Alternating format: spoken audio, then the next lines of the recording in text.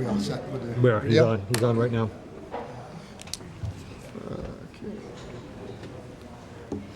Good evening, everyone. I want to welcome you all to tonight's meeting and remind you that it's being recorded and broadcast by WHCA. Tonight is June 8th. If you could all join me in the Pledge of Allegiance.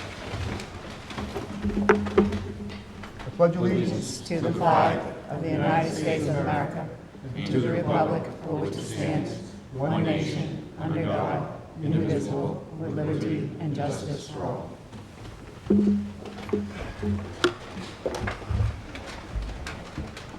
Oh, could you take a moment of silence together?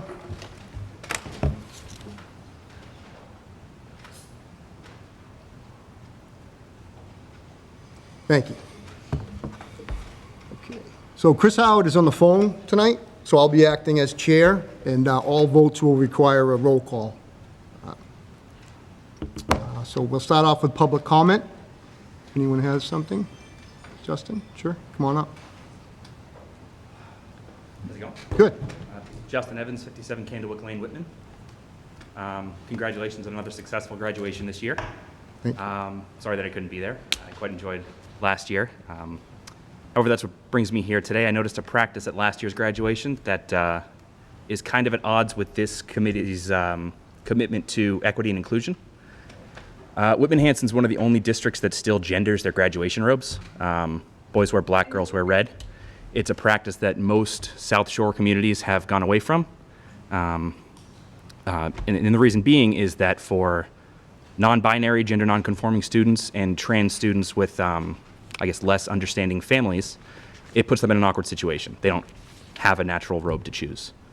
When my wife's district faced this challenge a couple of years ago, they went to one robe across the board with both school colors on it. And looking at, since I noticed this, I've been looking at other districts, it seems like a lot of schools are going that way in the spirit of Pride Month with about a year to go before the next graduation. I'd just like to bring that to the attention of this committee, to the building principal back there and the student advisory board here, and ask you to do right by our students. Thank you, Justin. Appreciate that.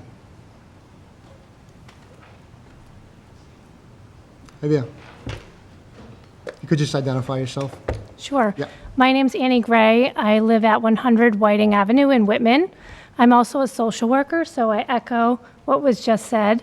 It's incredibly important, so I fully support that.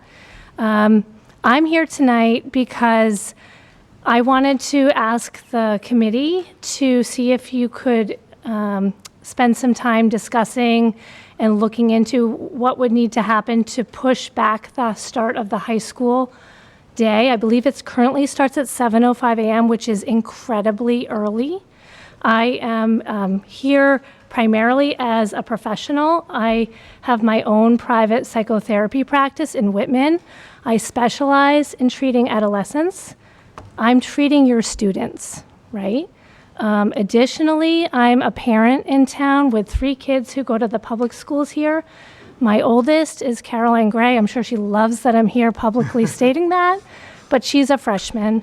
She's a high-performing student and does really well thus far athletically, and so it's been very difficult to observe the schedule that these students are put under. Whether you're a student and that's your primary focus, whether you're a student who is also an athlete, or you work because that's your choice or your family needs you to work, or you have other extracurricular activities, music, theater, we are asking these students to do something that is physically unhealthy, that is mentally unhealthy. So the bus this morning picked my daughter up before 6:20 a.m. I wasn't even awake. I had to be woken up because it was downpouring. And of course I asked, drive her. She wakes up at 5:40 in the morning. Most of your students are waking up in the 5 o'clock hour. It's too much. So as a therapist, I can tell you that the data says over and over, this is unhealthy, not just for the medical systems, right? GI systems, just all the physical symptoms that come with this. You have students with epilepsy. Sleep is really, really important for regulating and controlling seizures. They cannot get enough sleep. You have other medically compromised students as well. But the three biggest mental health needs of adolescents at this time: depression, anxiety, and ADHD. So that's inattention, right? They're all greatly impacted by sleep deprivation, and the current start time is really mandating that the majority of your students are sleep deprived. So I'm asking, I understand you're very, very busy. People have a lot of valid, important topics, but as you walk into the next few weeks, as you're picking which topics to focus for your strategic working plans, I'm not getting that language right, but I think you're having some Workshops? workshops. I'm really imploring, not just as a mother, but more so as a professional. I'm not perfect at it, and I'm learning every day, but I know what I'm talking about with this, okay? I'm an adjunct professor at Fordham University for graduate school, and I treat all of your students, not all, but a lot of my clients are yours. So we have a mental health crisis. That's about the only thing this country can agree on. You have a very concrete way of addressing that, not just for your students who have needs, but for your current healthy students. This is a way to prevent needs. So I know that I don't have more time, so if people would like me to come and engage in any workshop, or if you want more data, I'd be happy to do that. Some people in this room know how to get a hold of me. Thanks for your time. Thank you very much. And thank you, Justin. I'm sure we'll be having both those topics on the agenda in future meetings. Thank you. Student advisory. Yeah, move on to student advisory. Chris, if I may Sure. interrupt, introduce the students as the committee outreach coordinator to the students. We have Noah Roberts, who is a junior, moving up to senior, and Emma McKeon is a sophomore, heading into her junior year. We met today to review the agenda and discuss topics that the committee will be discussing, and then the students know that if they have questions or feedback from other students, they can openly share it at this moment, and the committee can take that under advisement. Sure, sorry, I missed your name, but what's your name? I'm Noah Roberts. I'm Noah? a junior at the high school. And your name, sorry? Emma? Yep. You're a senior. Oh, Sophomore. Oh, wow, you just You jumped, want right? to, you're pushing yourself. Actually, I should also mention, so also Riley Getchell Yep. is a junior. She also met with us today, and she is at a school function right now and may come in shortly. And then it was Anna Flynn Yeah. and Cece Goyette, and they're seniors, and they've graduated. Okay. All yours, Noah. Thanks. Perfect, thank you. It's great to see everybody again. I'm glad I could make it to this meeting. So what we had Emma, Riley, and I had planned originally was we kind of had a list of different things, but just hearing those two comments, I figured I would touch on those immediately. So going off the first point, I completely agree with that. And I feel that a lot of students also express that same thought. And I know that this year, I think that there was some flexibility within the graduation robes, because I know that there were some girls who decided to wear black because that made them feel more comfortable, or maybe that they were non-binary and they were able to pick theirs, but I don't know how open that is. And like was said before, maybe they're not fully open with it, which might make them uncomfortable at home. And I think that's a great push, and yeah, it would be really productive for next year. All right. And jumping to that second point right away, start times, I feel like it's been an issue since like first grade. Like we've been writing small essays about waking up early, and I feel very strongly about it as somebody who doesn't get a lot of sleep because I'm up studying for classes, or it's sometimes hard to start my work immediately in the afternoon. I remember in the winter sometimes, it might sound crazy, but some of this is on me obviously, but going to bed at 1, 2 a.m. and then waking up at 5 is just like, it really drains you after a while, especially when you do have sports in the afternoon as well.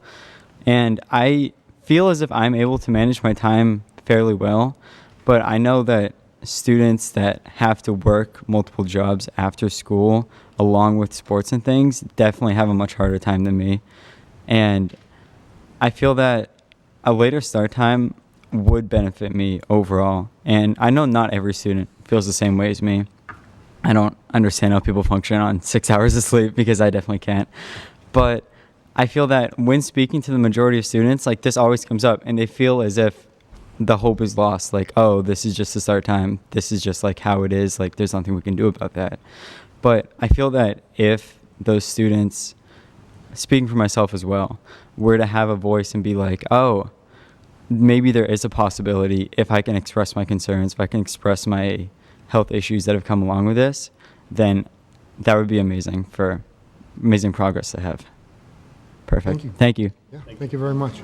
I'll say that you're not alone. So like I said, I'm sure we'll be talking about it in the future. Yeah, thanks. Hi. I just wanted to talk about some of the things and open conversations about a lot of the things I've heard around with my peers and just people I've been talking to lately. So one of the things I wanted to maybe just touch base on was like the different tracks of how our education kind of is in the high school. So what I mean by that is the way we have academic, honors, and AP levels.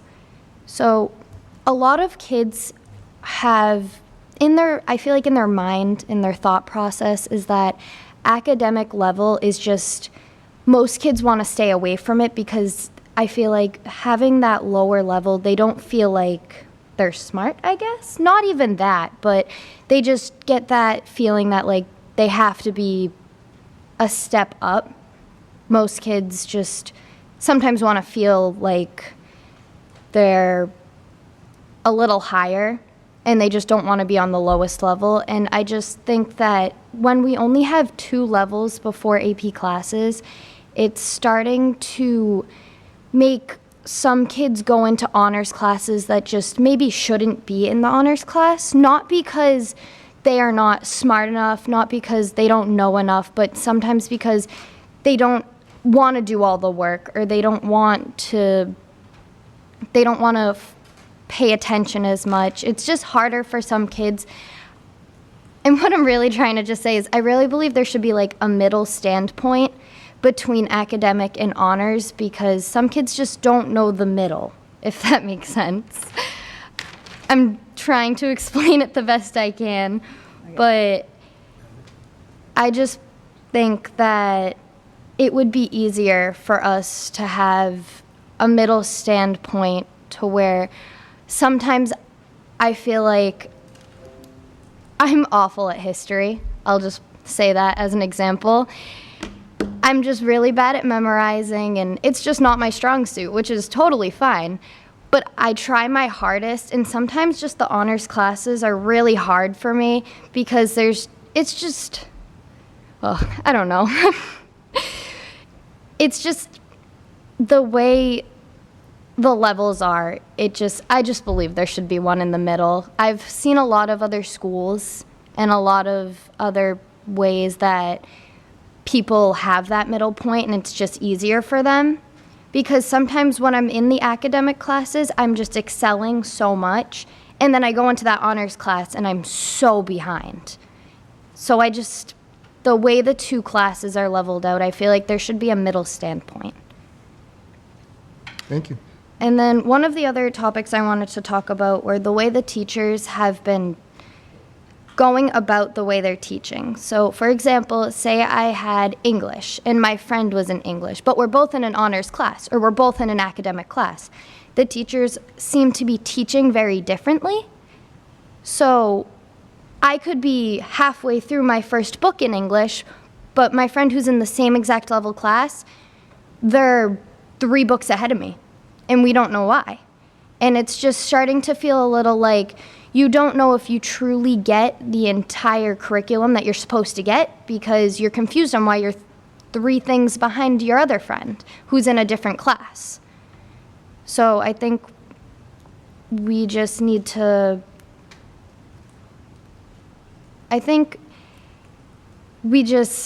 figure out like the way the teachers are teaching. Not that any teacher is bad at their job, but it just worries me that some of us are like so ahead and some of us are so behind that we might be pushing ourselves too hard, or we might not be learning enough, if that makes sense. Yep, And that's all I have. thank you, Emma. Thank you. Yep, appreciate that. Next on the agenda is the meeting minutes. 316 is first. I'd entertain a motion at this point to... Second? And again, we're going to do roll call votes because Chris is joining us on the phone. So I'll just go down the list here. Actually, I can start here, yeah. Mr. Yes. Boyce, yes, yeah. Michelle? Yes. Yeah. Don? Yes. Yeah. Glenn? Yes. Glenn, yeah. David? Yes. Yep. Hillary? Yes. Yep. Yes. Yep. Fred? Yes. Yep. Chris? Yes. Yeah, and Chris Scriven is yes as well. Yep. Thank you. Do we just have one set? I'm sorry? One set? We have two more. Okay. Yep. No, we have 511 as well as 523, so I'd take a motion to approve 511's meeting minutes. Okay, yep. Second. Second by Steve, okay. Again, Mr. Boyce? Yes. Michelle? Yep. Don? Yes. Yep. Glenn? Yes. Yep. Yes. David? Yep. Hillary? Yes. Yes. Dawn, Beth? Abstain. Fred's abstaining, and Chris? Yes. Yes, and Chris Scriven is a yes as well. All right, and last for the meeting minutes is 523. I'd entertain a motion. So moved? Second. Okay. Roll call, start with Steve again. Yes. Okay, Michelle? Yes. Dawn? Yes. Glenn? Yes. Yeah. David? Yes. Hillary? Yes. Beth? Yes. Yes. Excuse me, Fred? Chris Howard? Yes. And Chris Scriven's a yes as well. Thank you. All right, so at this point, I'll turn it over to the superintendent for his report. Thanks, Chris. So before I get to one of our special guests today, we have quite a few in the gallery. I just want to say congratulations to the class of 2022 from Friday night and from Thursday night. For those of you that don't know, we had a celebration for our community evening school on Thursday night here in the Performing Arts Center, the John F. McEwen Performing Arts Center, and then on Friday night outside. Special thanks and congrats to the directors of CES, Bill Glenn and Joe Chismar, and kudos to the principal for running a really good graduation, an hour and 24 minutes, which is a record. Just make a comment? Yep. Who had the under? Right? Yeah, so I'll just take some liberties here if I could. I attended both ceremonies. I always look forward to the community evening school graduation. It's one of my favorite dates of the year. It never disappoints. It's always a room full of people that, you know, everything's heartfelt, and they've obviously had personal challenges that they've all overcome, and it's great to be around that. And with the graduation up on the lawn for the rest of the students, I've been to a ton of them. That was exceptional, particularly the Valedictorian Speech. And I just have to recognize a young man that I've known for a long time, to watch Mason Giove walk up and accept his diploma was pretty inspiring. So I just felt the need to recognize him for that. Great comment. Thank you. Yeah. And a shout out to April Keys and Sure. the speech. Yes, thank you. Was inspirational. All the speeches were inspirational. I don't want to shut anybody out, but it was outstanding. So as we move along, we have a special guest. Mrs. Margaret McEwen is here to give out a very special award. So Ms. McEwen, the mic's yours.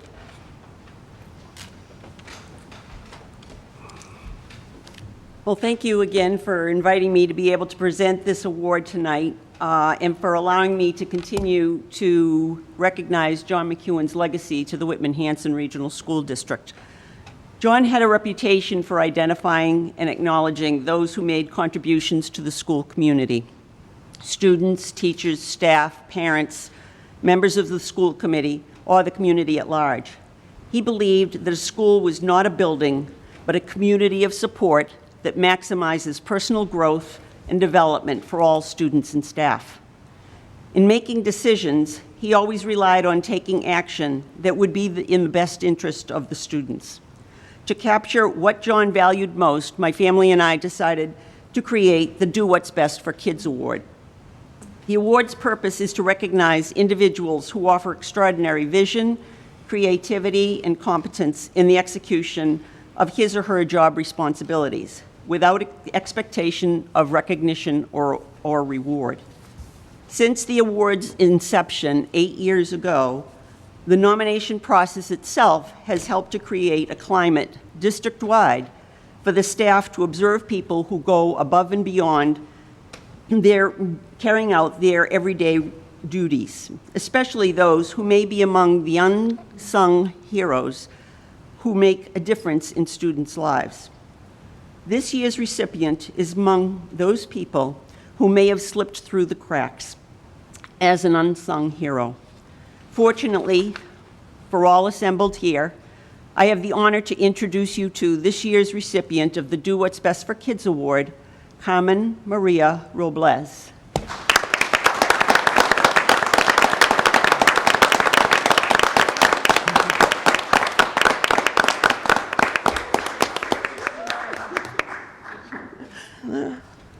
Carmen Robles' assigned job is a day porter for the Indian Head Elementary School. Her responsibilities include making sure the school not only looks clean, but she makes sure it smells clean. She checks that supplies are readily available for the common areas and bathrooms, and the cafeteria is always ready for any event that's planned.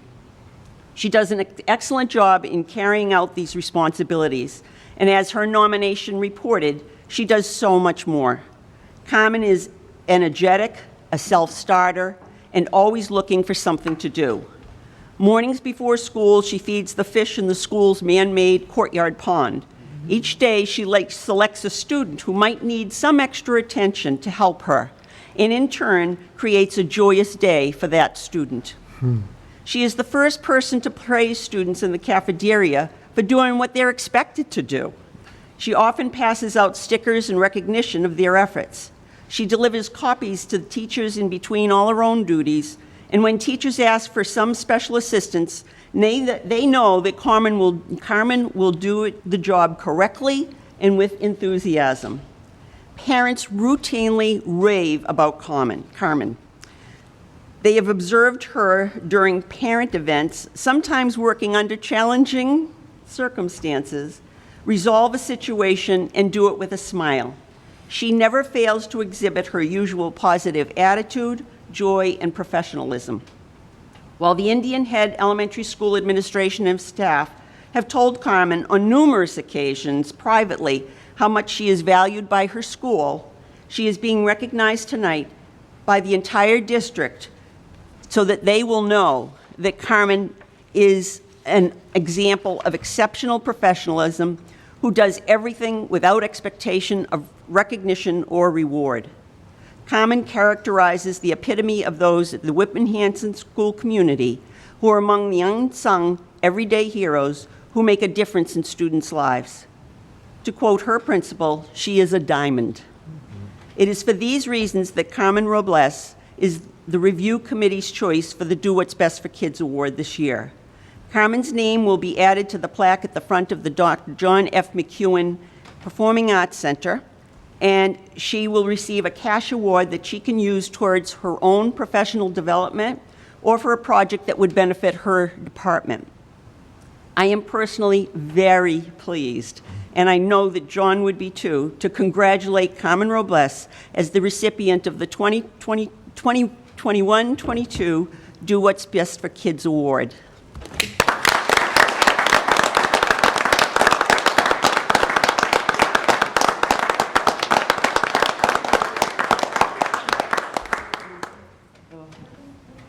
Document, and this is the copy. Thank you so much. Thank you, everybody. Great job. Thank you, Margaret. Thank you very much for giving me the opportunity to recognize her. Thanks, Ms. McEwen. Thanks. Just as a side, Carmen's outstanding. Like, everybody wants Carmen in the summer. So we switch up, and the porters are everywhere, and everyone wants Carmen. So awesome choice, and exceptional, Carmen. Thank you. Moving on to personnel. So we have a couple of new faces here, and somebody you might have seen around district. I'd like to introduce our new director of facilities, all the way from Alabama, Mr. Tim Ollie. Come on.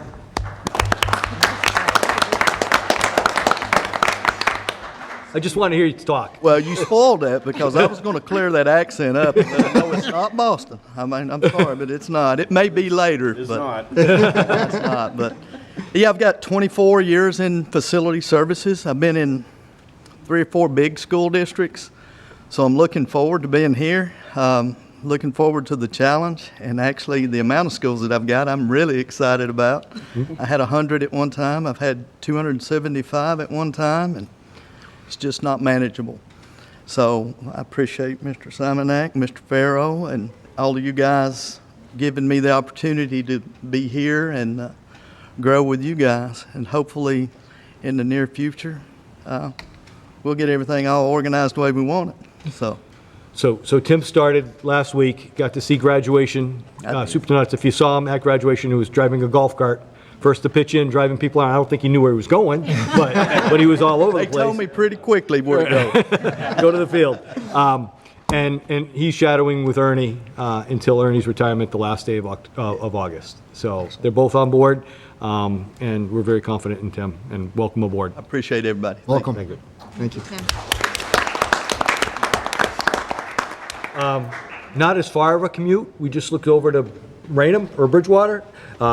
Michael Loesch is the new Director of Special Education coming to us as the Assistant Superintendent of Special Education from Fall River.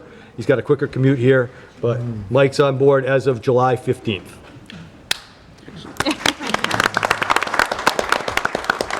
Good evening, everyone. I can't follow that accent at all. But I must say I'm really excited to becoming a part of such a well-regarded district as Whitman-Hanson.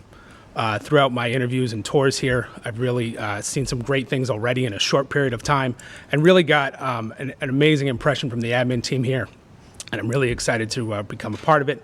I think with my addition, we can really make some great things here happen in Whitman-Hanson. So thank you again. I'm really happy to be a part of the district. Welcome, Michael. And a face you might have seen in the high school, and then this year a little bit in the middle level, our new Director of Multi-Tiered System of Supports and Equity, Dr. Nikki Siemis-Schneeweiss. Hello. Actually didn't know I was speaking, so hi. Yeah, I'm the old one. I've been around. I've been here for a while, and I'm really excited for this new role that we're bringing to the district. I think listening to some of the students talk, I mean, this is the stuff we're talking about. We do a great job with our special education. This is the other half, right? Or the other 80% of our students, multi-tiered systems of support. So, and looking at how to make sure that they're being supported and that their needs are being heard and met. So I'm so excited. And I'm happy to be working with all of you and this great team that we brought on. So, thank you. Thanks, Nikki.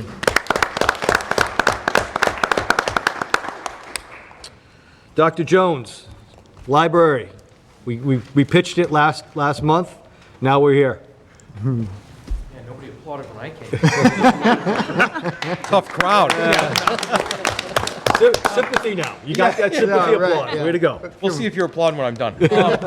No, but seriously, I want to pitch the idea of renovating this library. When the library was built with the building some, hard to believe, 60 in your packet. Years ago, it was state of the art. It was something that was beautiful to behold, and it was built that way for all its usefulness. It still is a beautiful space. What we want to do is upgrade it and make it a little bit more of a modern space. I do not have, the subcommittee was lucky enough to have, I brought my own personal Vanna White to run around and point things out as I talked about them, but I'll just go through it, and if you get confused at all or you're not understanding what I'm explaining, please just speak up and let me know.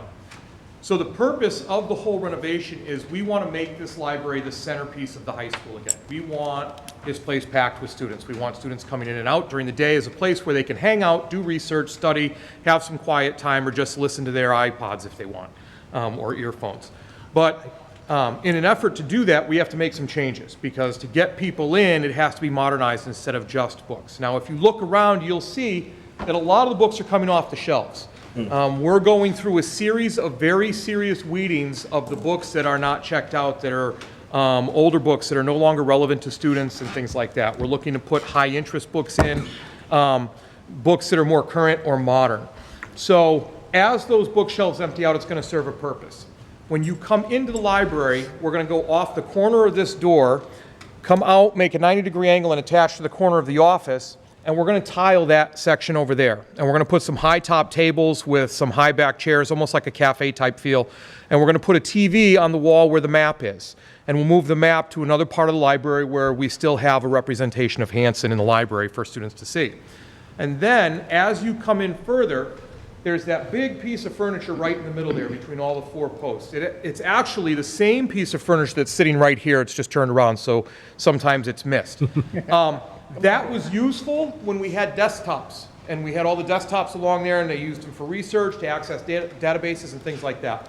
We want to keep that piece of furniture. It's beautiful. So we're going to shorten it by cutting out the middle, and we're going to put it between this pillar and that pillar back there. So that's going to section off this section of the library. There will be a walk space directly across from me here for code and for access and things like that.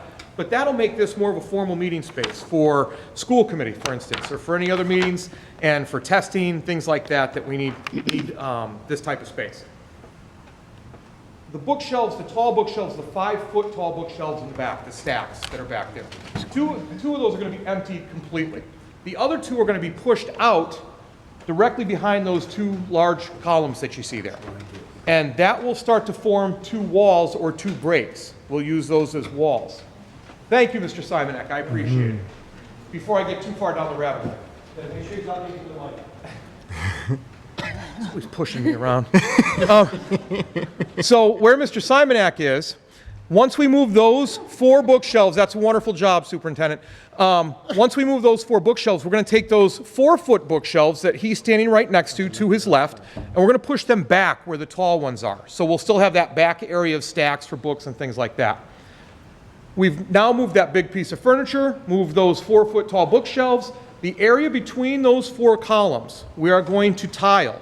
We're going to put high tables there, like a cafe style thing, with a tile floor with high back chairs, in an effort to give students a place to gather where they can have a snack, they can have some water to drink, they can come down during class. But most importantly, when you're talking about social emotional learning, supporting students, things like that, a lot of times we get anxiety from the cafeteria, issues of anxiety. That's a lot of students in there. Some students don't feel uncomfortable. Some go to our transition room. Some look to go to counseling, things like that. Well, now we're going to have an area that's not too small, but large enough to add that stepping stone, so students that have some anxiety in a larger area still get to work with sitting with students, and they're not isolated, but they can come down here to a more relaxing space for them. Now, all the other smaller bookshelves that you see, those 3-foot tall bookshelves, we are going to put on casters. And I know that it's hard to see from here, but there is a bookshelf in front of that far column that doesn't quite seem 5 feet, seems a little taller than 4 feet. That's a 3-foot tall bookshelf on casters because we tested it, so we could put books in it and see if it would roll around. The reason for that is the next big thing that we want for this library to be. We want flexible learning spaces. So we want to be able to put all those bookshelves on casters. We can then form walls and different learning spaces for classes to come down and utilize. If we do that, we can hold up to 4 classes in this library at the same time. We'll have a formal setting, we'll have a flexible space here, we'll have the big space with the high tables there, and we'll have a quieter space over off to the side for students to study, hang out, read, or do anything like that. So the key is to have flexible learning spaces, because then we could actually, for like our Summer Read Smackdown that's coming back next year, we can clear all of them out and push them up against the wall, and we can utilize that whole space for an event like that, for a gathering like that. It's modernizing it, it's making it flexible, it's drawing more people in to use it so that this then, once again, becomes the centerpiece of the high school right here on Main Street across from the Student Support Center. Fred? Through you, Mr. Yep. Chair.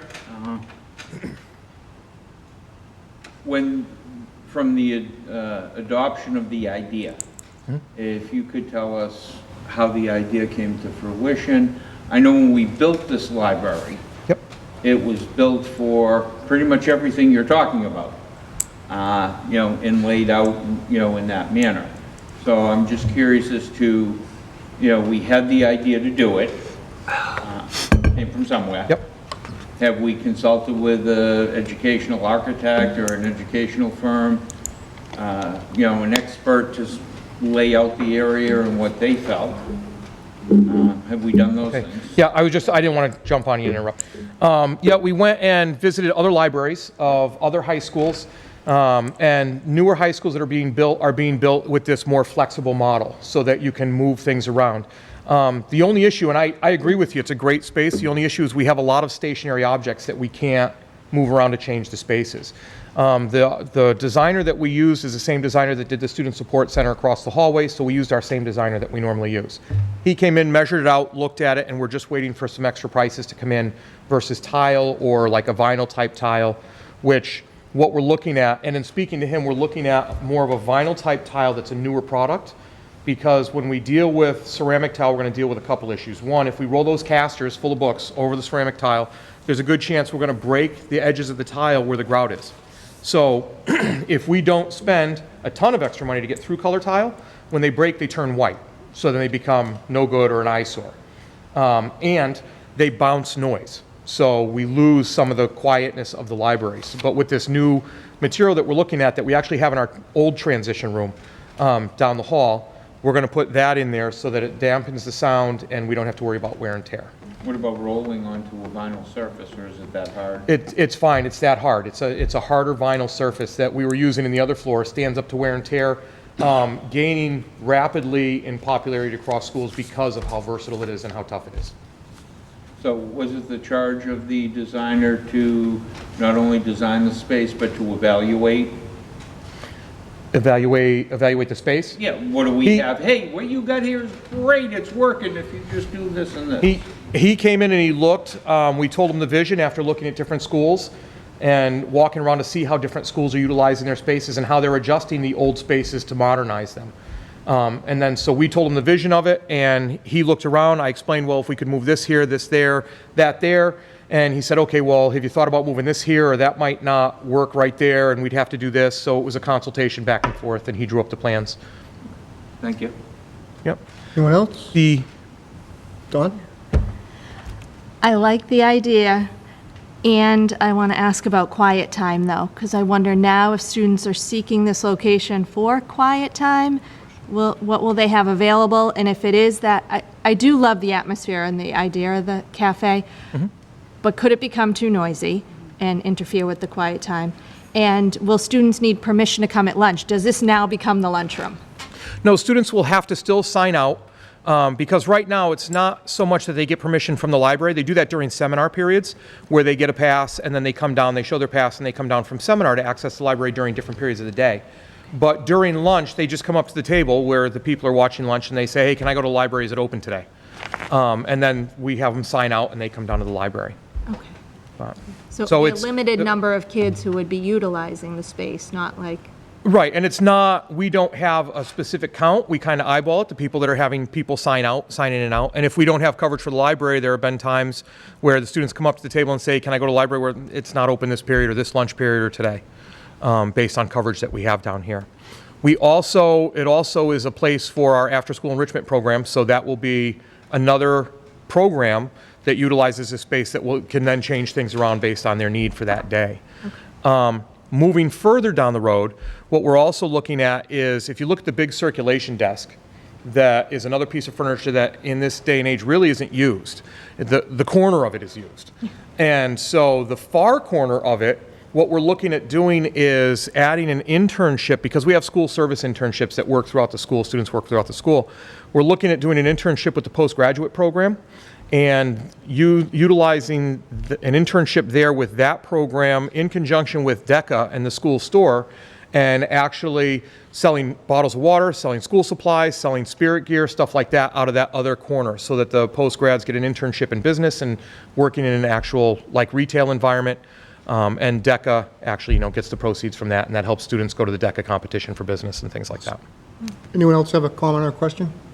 Hillary? Have you proposed this to the students or student council or anything, like gotten student feedback? Like, is that something that also drove this at all? No, I haven't proposed it to the students. I spoke to school council about it and ran it by school council, which we have a couple student representatives on school council.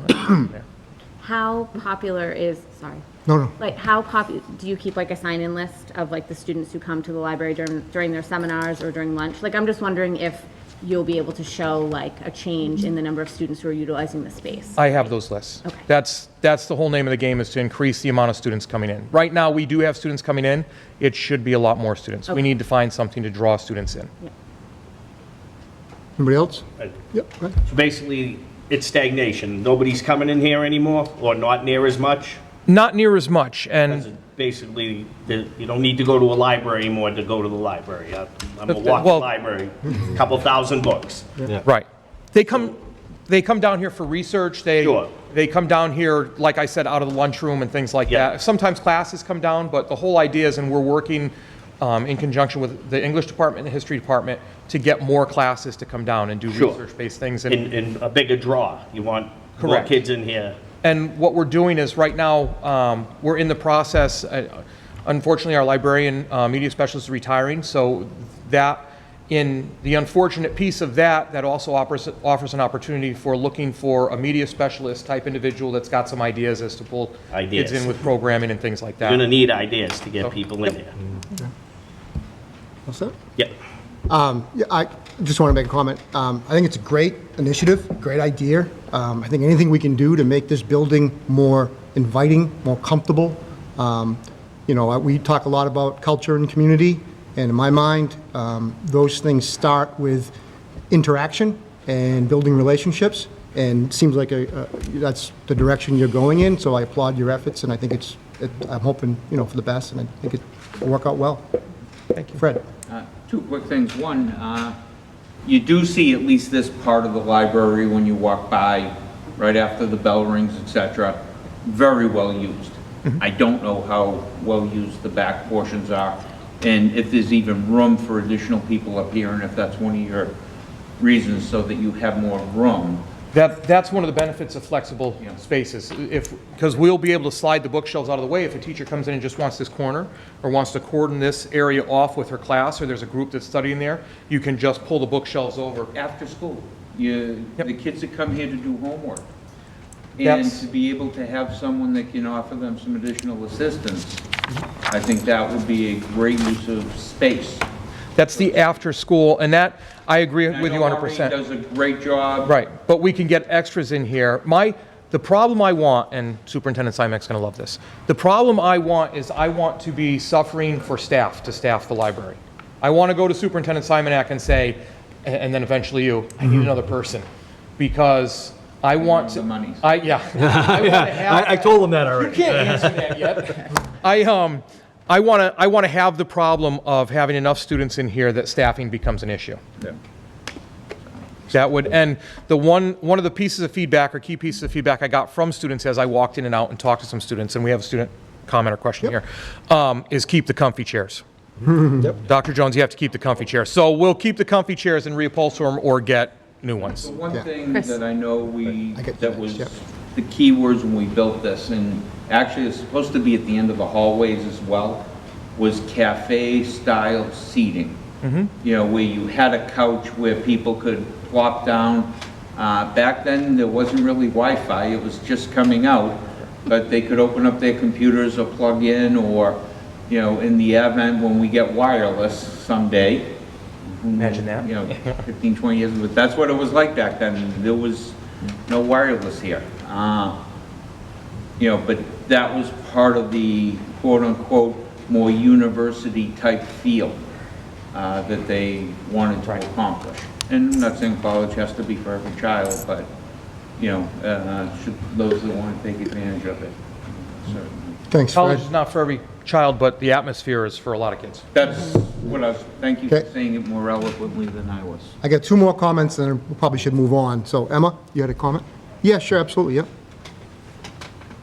I just had one question, going back to Ms. Byers' comment about if we're still going to be able to have quiet space, seeing as if there's a TV, what's going to be playing on the TV, and if there's multiple classes down here at one time, are we still going to be able to block the space off to have a point where there will be quiet time, to be able to just sit and whatever, if you just need a break or if you need to study, or just to be able to have time to. Principal Jones? Yes, there will be. That's what that far, I'll go. Yeah, right. I've never seen you turn away from a mic. Yeah. So, come on. Painful. That's what that far side will be for, and that we could cordon off that far side. And classes will still be scheduled. It's not going to be a free-for-all like, Dr. Jones's class comes in and I say, oh, well, geez, I think I want to go down to the library today, and I head down to the library. Doesn't quite work like that. So there will be some scheduling and things like that to make sure it's not overcrowded and that you do get that quiet space that you need. Because one of the beautiful things about, the comfy chairs and everything is sometimes students need to just come down and decompress and just maybe listen to some music and do that. And that's their seminar period, so that's up to them if they want to do that. That's fine. That's great. Okay, Dawn? Real quick, for Superintendent, I see a quote of request of funding in here. Do you have an idea of the line item or funding source? It's going to be internal, and I'm still trying to get that quote down with our own folks. It's going to be material costs, labor costs will be absorbed internally. But it will Would that come- be from like a maintenance supply line? Yes. Maintenance? current district budget and potentially next year. Can I ask where the estimate of 35 came from? Chris? That was originally the estimate. We're going to be in well Where did under you get that. that estimate? Did you come up with it, or Just somebody came speaking with in? Ernie, the director of facilities at the time, he said, looking at this, talking about the idea, and this was right at the beginning, that would cover it, and that's probably what it would cost. That's before we were talking about tile and how much tile and what Materials have tile. gone. Yes, right. Right. And that's what we, this might be a piecemeal piece as we go. So we'll see. Okay, one quick. Please keep it quick brief and we'll move on. Yeah. Very brief. Yeah. Where is the Whitman map? The Whitman map. I think it's back there. It's in the back. Yeah, It's in the back. It's in the back. And, and that's one of the, I will make sure, Fred, that they are Gotcha. put You together. gotcha, you in gotcha, a you spot gotcha. that's- In the hallway or somewhere else, so we could. We got the equity piece covered. Okay, good. Good question. Piece covered. Yeah, You're it's in good. here, you're in here. That's We'll good. make sure you We visit. got you. All right. Thank you. Thanks, Chris. Thank you. And now, Permission to move out Ye- of order. Yeah, I was going to mention, we're going to move a couple things out of order, just to accommodate the building principals that are here. We're going to do the acceptance of the school improvement plans and the approval of the student handbooks at this time. So elementary folks, school improvement plans, please, if you could come up. Ms. Downey, you the spokesperson today? You drew the card? Short end. Everybody, thank you for having us tonight. For those of you who don't know me, I'm Karen Downey. I'm the principal of the Conley School. Dr. Foley is here, the principal of the Duval School, and Dr. Jocelyn, the principal of Indian Head School, and I will speak on behalf of everybody today. I'm doing that because when we develop our school improvement plans, we work together. So one of the first things that we do, the entire principal team sits together. So all six of us sit together and we look at where do we need to go. We start with our strategic plan. What are the things that we've already accomplished? What do we still need to look at? And so that's where we start with. And then we go to our 4 hallmarks. So at the elementary level, the first hallmark, excellence in social emotional learning. At the elementary level, we are going to continue to focus on our grade level competencies that we've been working on. Renewed interest in our responsive classroom, making sure that we're using the tenets of that with morning meetings, and that's across all grade levels. The second hallmark, a pre-K to 12 system of teaching and learning, really has 2 parts to it. It's the curriculum part, which is our benchmark assessments that we will continue using our power blocks to address interventions, pacing guides, all of the things that we have really worked hard on these last year, the year before, to really tighten up our curriculum and make sure that kids are getting the same learning experience no matter which school they go to. The second part of that are the new things that we've brought in. We're going to work on our writing benchmarks 3 times a year. We're going to start focusing back on social studies and science, which with the pandemic kind of fell by the wayside, so we really need to renew some interest in that. And then also kind of a throwback thing, looking back at our MCAS questions and what is the state asking us? Do kids know how to answer those things, and preparing them to take that test. So those are our teaching and learning, the curriculum parts, and then how are we going to deliver that? We're still looking at our professional learning communities with teachers, meeting once a week, making sure that we're reviewing data, that we're looking at our curriculum, that our pacing charts, that at grade levels that we're together, and then moving that vertically as well. Using our technology, making sure that our kids know how to take care of technology. We've gone through a lot of Chromebooks this year with broken screens, so making sure that the kids know how to they're practicing good use of care of those. And then also just our intervention schedules. How are we using the personnel that we have?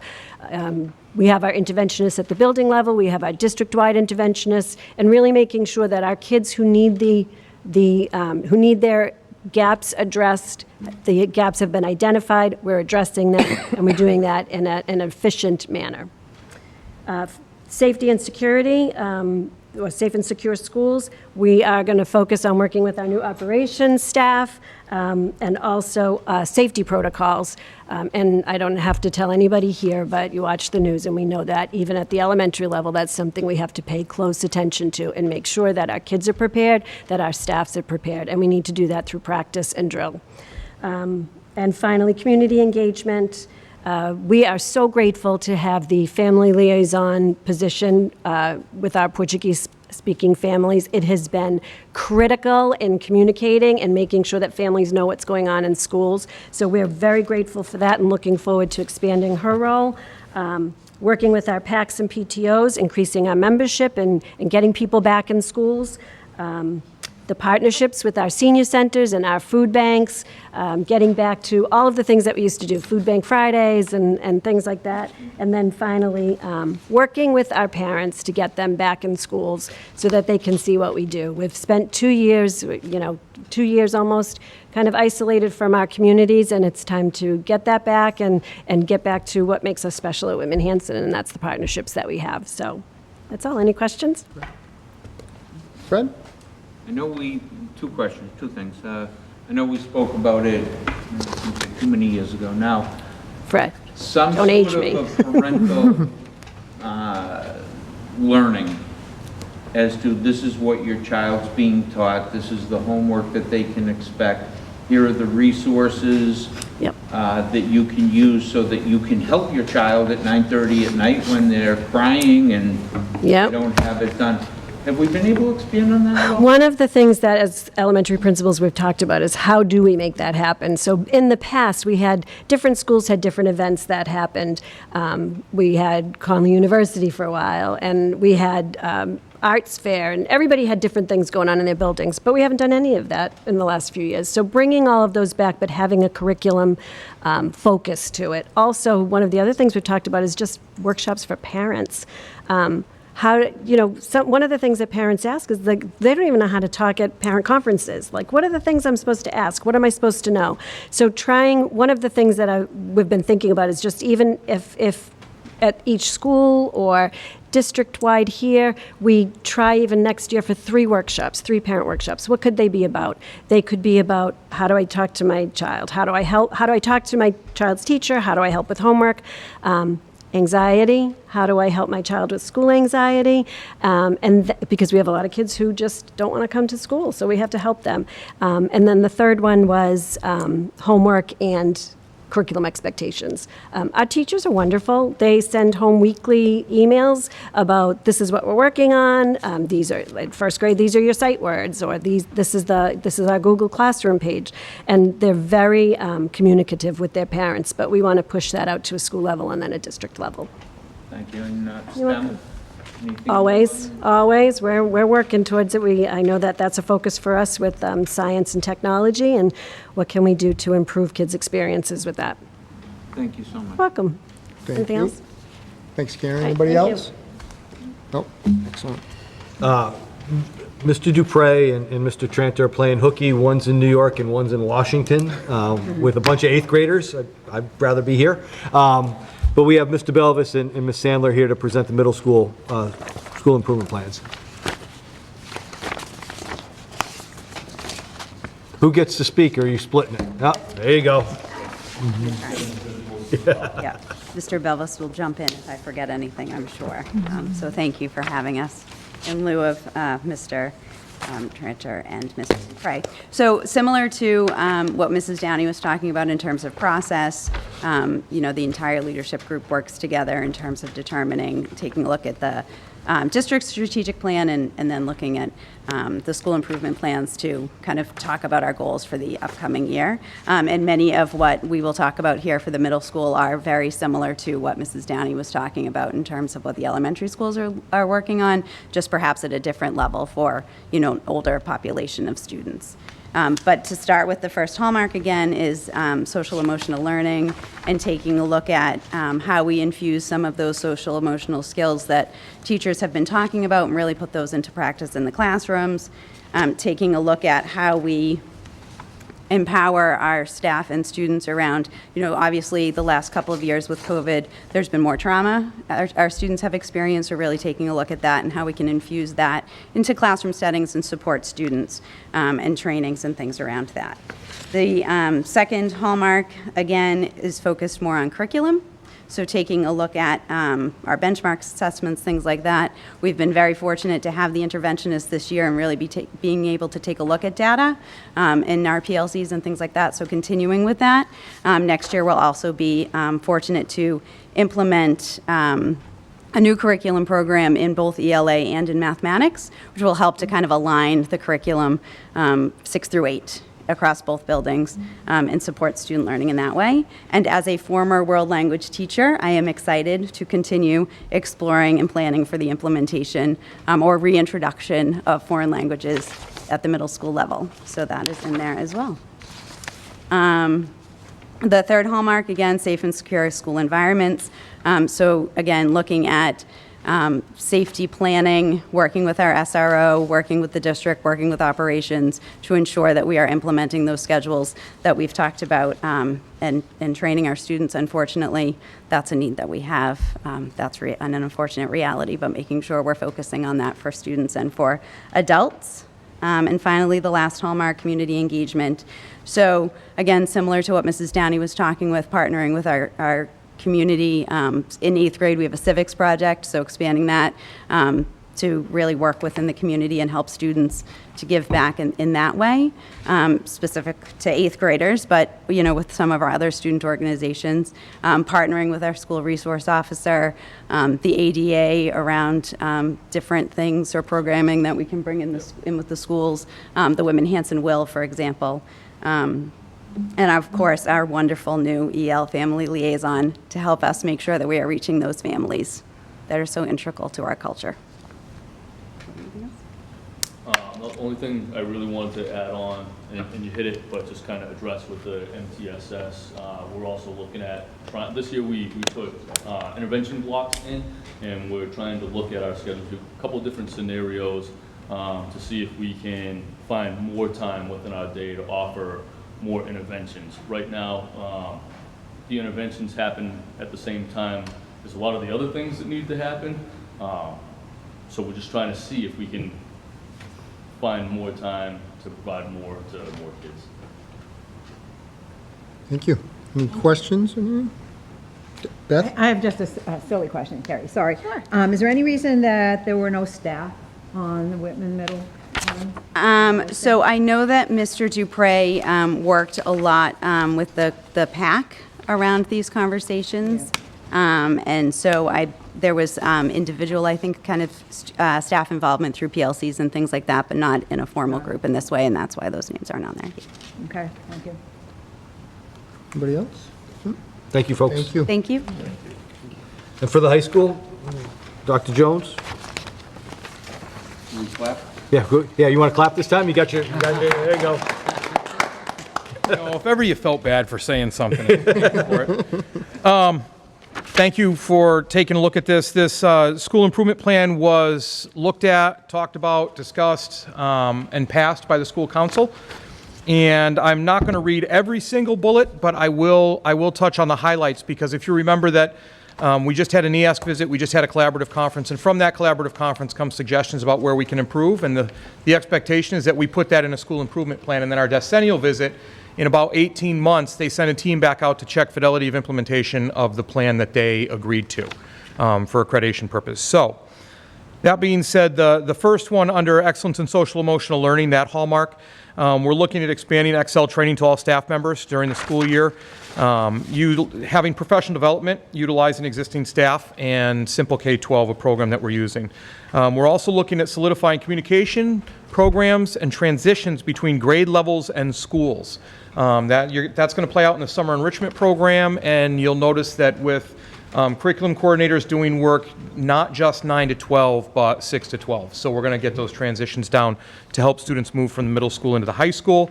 And we're going to be increasing school-wide opportunities for social and civic engagement.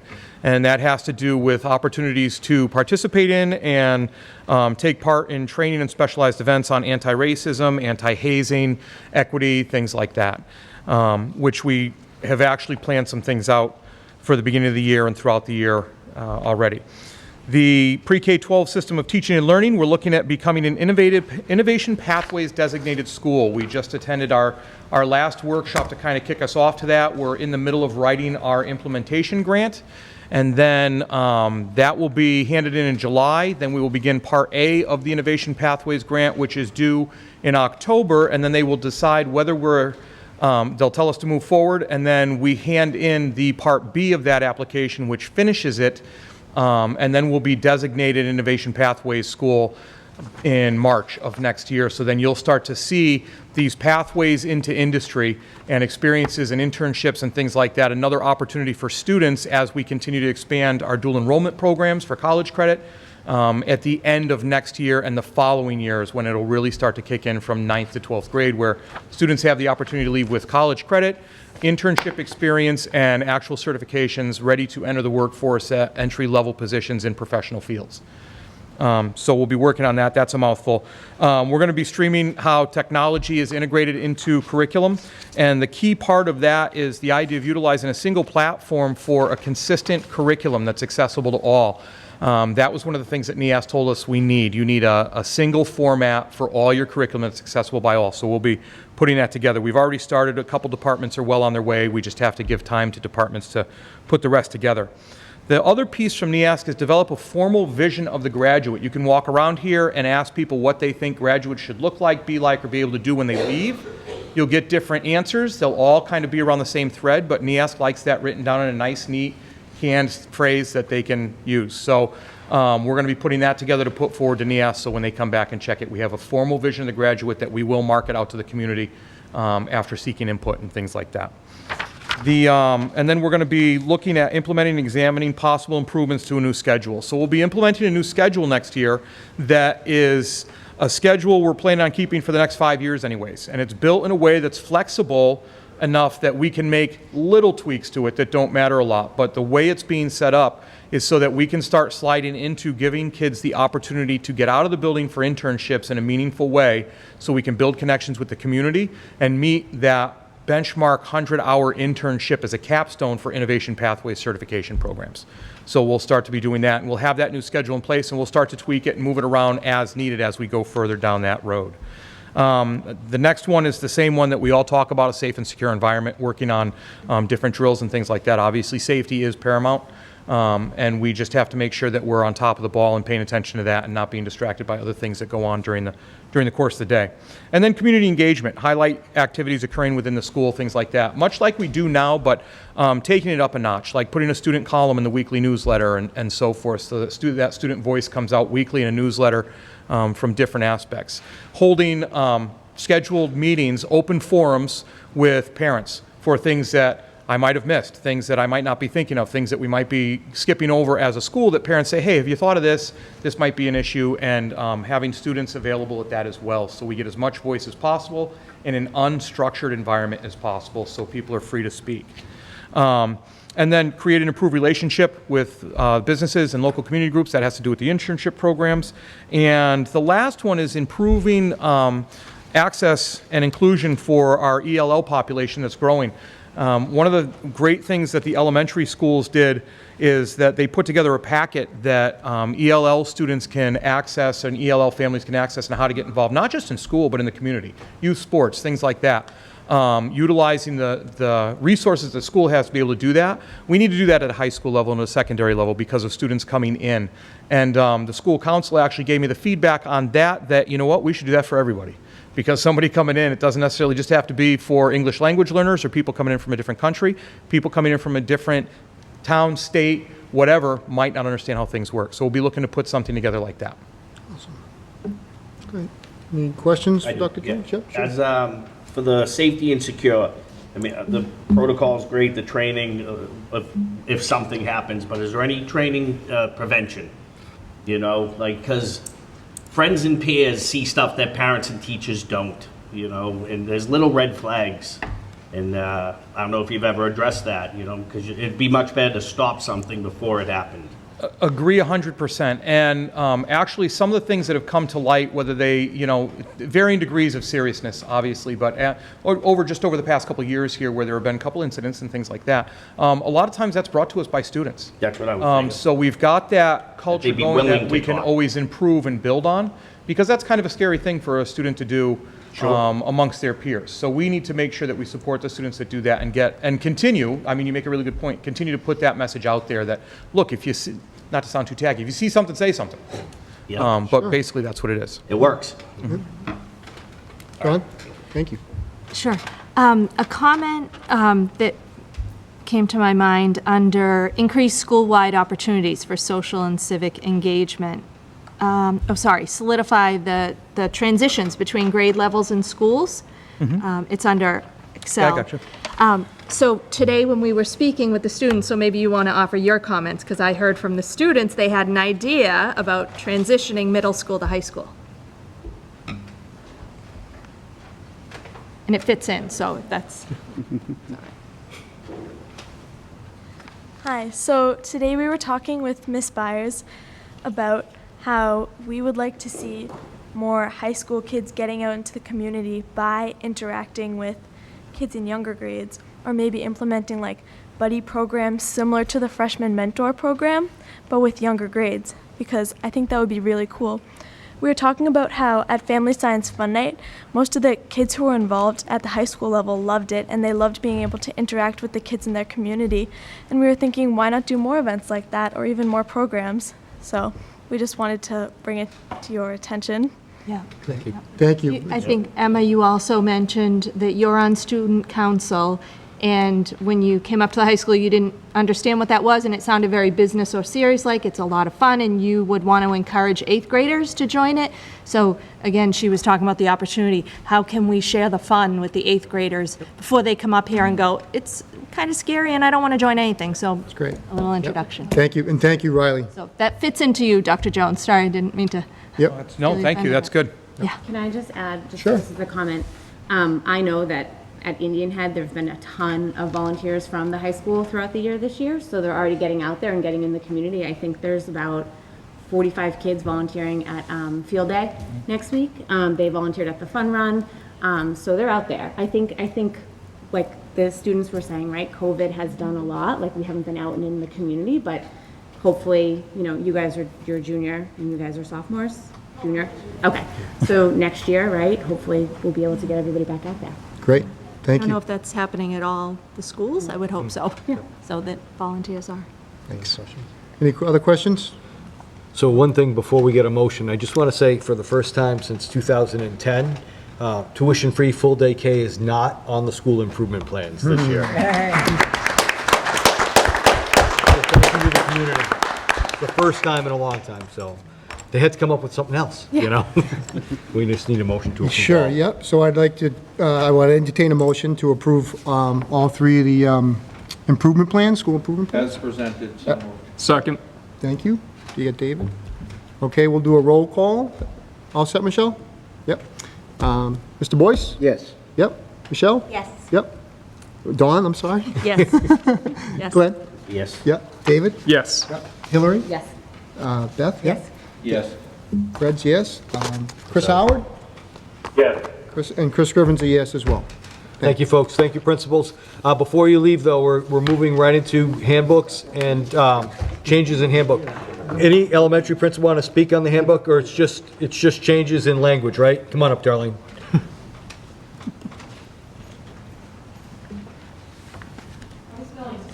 Yeah, I figured that.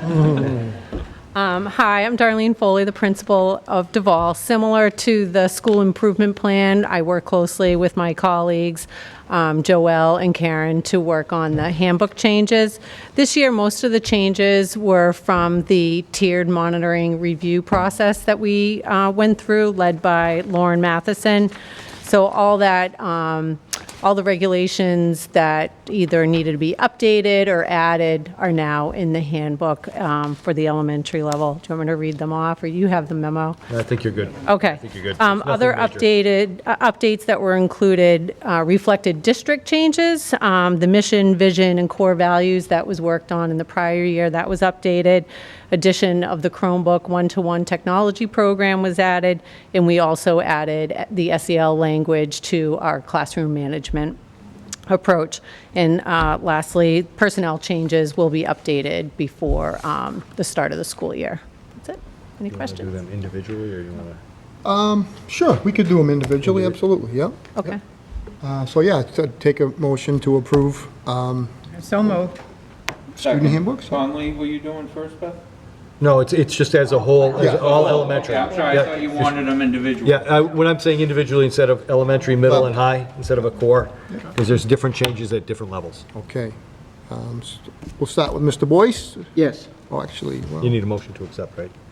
Or is it? Did you say it? yeah, we got it. Got it. Yep, so Glenn steps out, we can proceed. probably. Yeah, we can proceed. Mr. Boyce, I'm sorry? Yes. Yes, Michelle? Yeah, Dawn? Yes. Yeah, David? Yes. Yeah, Hillary? Yes. Beth? Yes. Yes. Fred? Yeah. Chris, Howard? Yes. And Chris Grivens, a yes as well. Great, thank you. Thank you, elementary folks. Thank you. Josh, Carrie, want to talk about middle, please?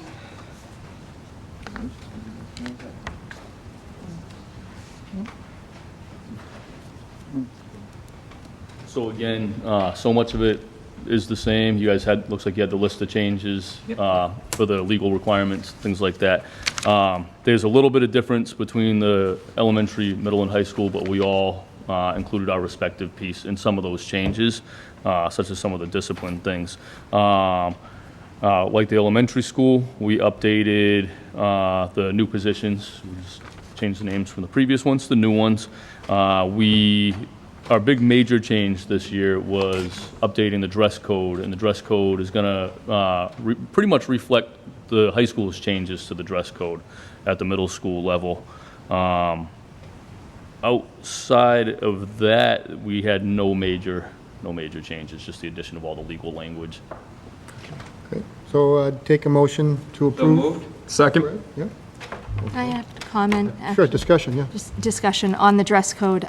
So we do have a policy, it's JICA student dress code, and it's not as detailed as the ones in the handbook.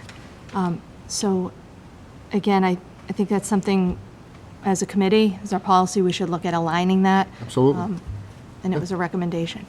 May I? Just Sure. because we were on policy Yep. sub. So that's totally, Right. when policy sub brought up we actually brought this up, and the, what am I trying to say? Feedback we received from Dr. Jones was, let us handle it in school council. We'll bring it to you for approval, and then once it's approved, policy sub will adjust our policy to reflect this one. Does that make sense? Oh, okay, so the intention is to take the dress code in the handbooks now, and then adjust Make and sure they make match. policy change Yep. to match the handbook. Yes. Okay. Fred?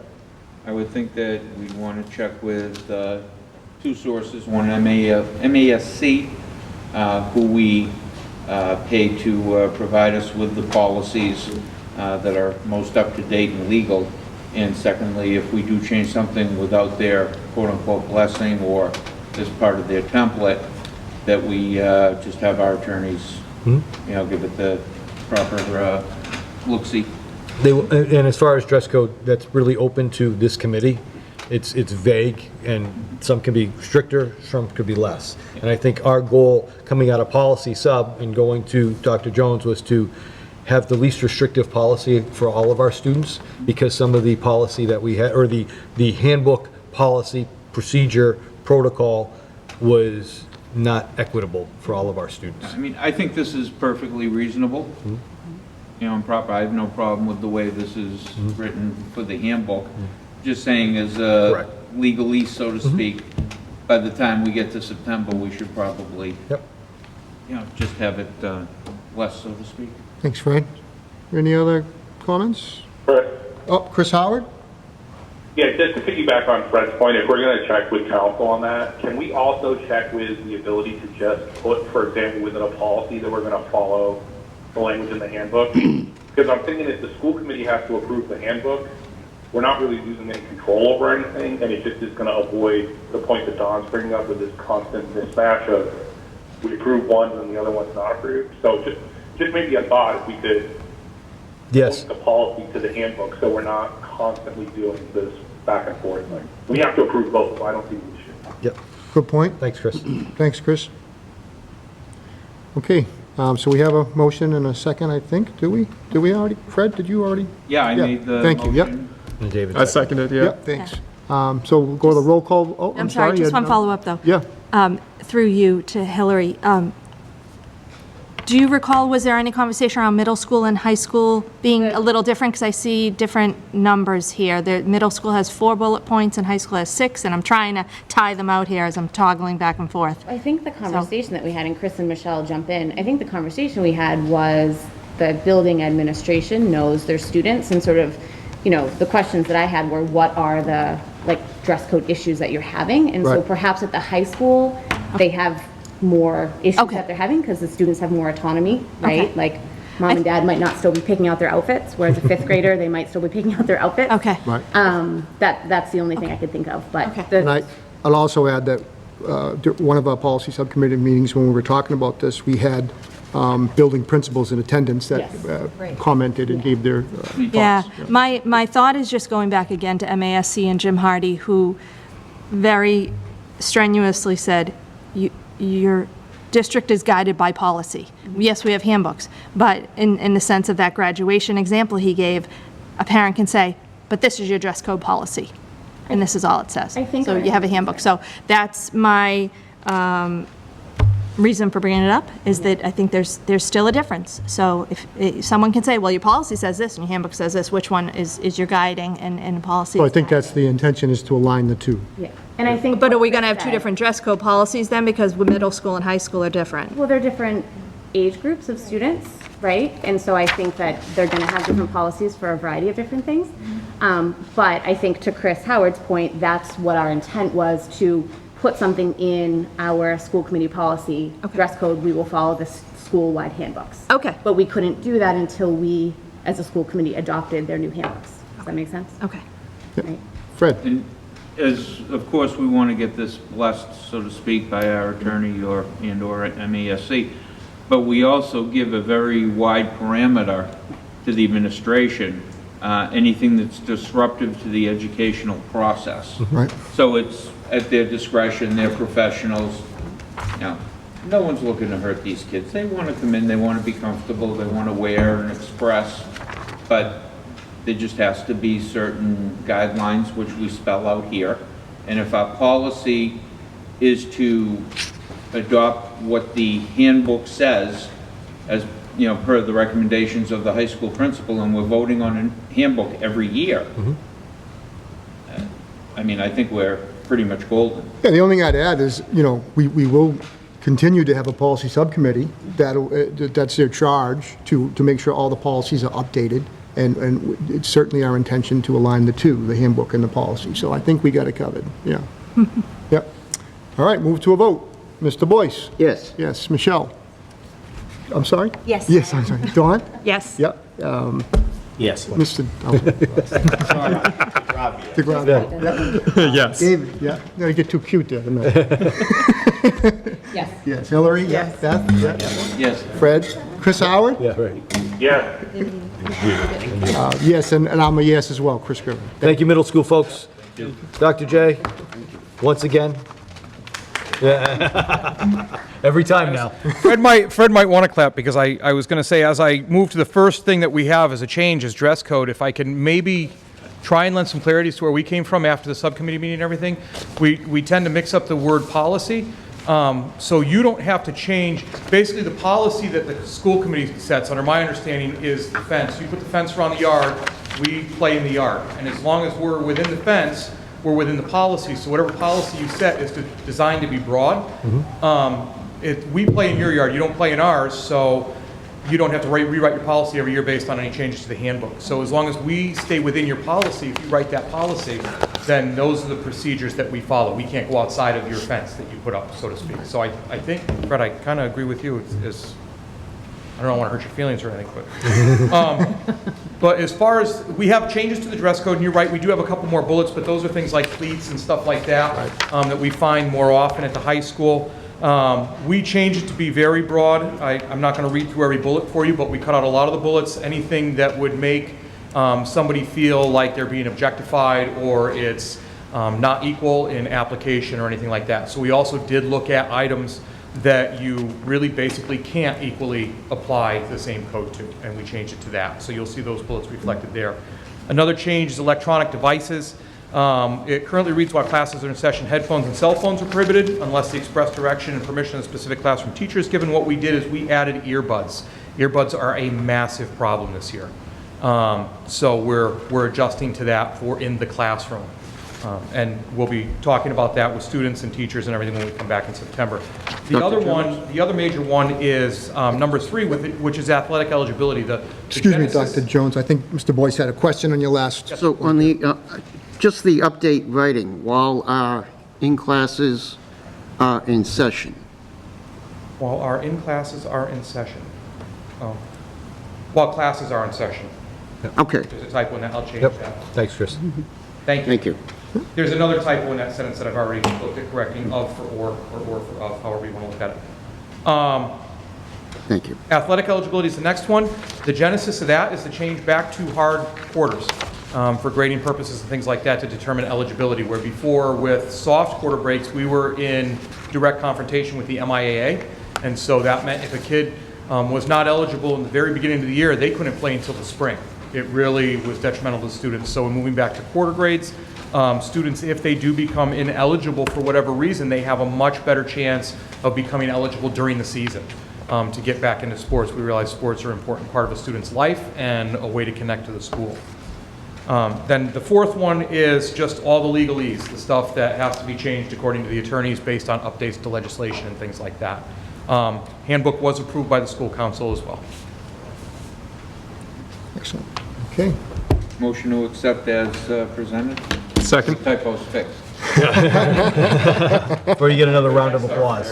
Okay, thank you. All right, we'll move to a roll call vote. Mr. Boyce? Yes. Yep. Michelle? Yes. Yep. Yes. Myers? Yes. Glenn? Yep. Yes. David? Hillary? Yes. Yep. Yes. Yes. Beth and Fred, both yeses. Mr. Howard? Yes. And Mr. Scrivens, a yes as well. Thank you. Thank you, folks. Thank you, principals. Well done tonight, as usual. Appreciate your time. Moving along to student safety and building security. We have plans in, this is a full meeting.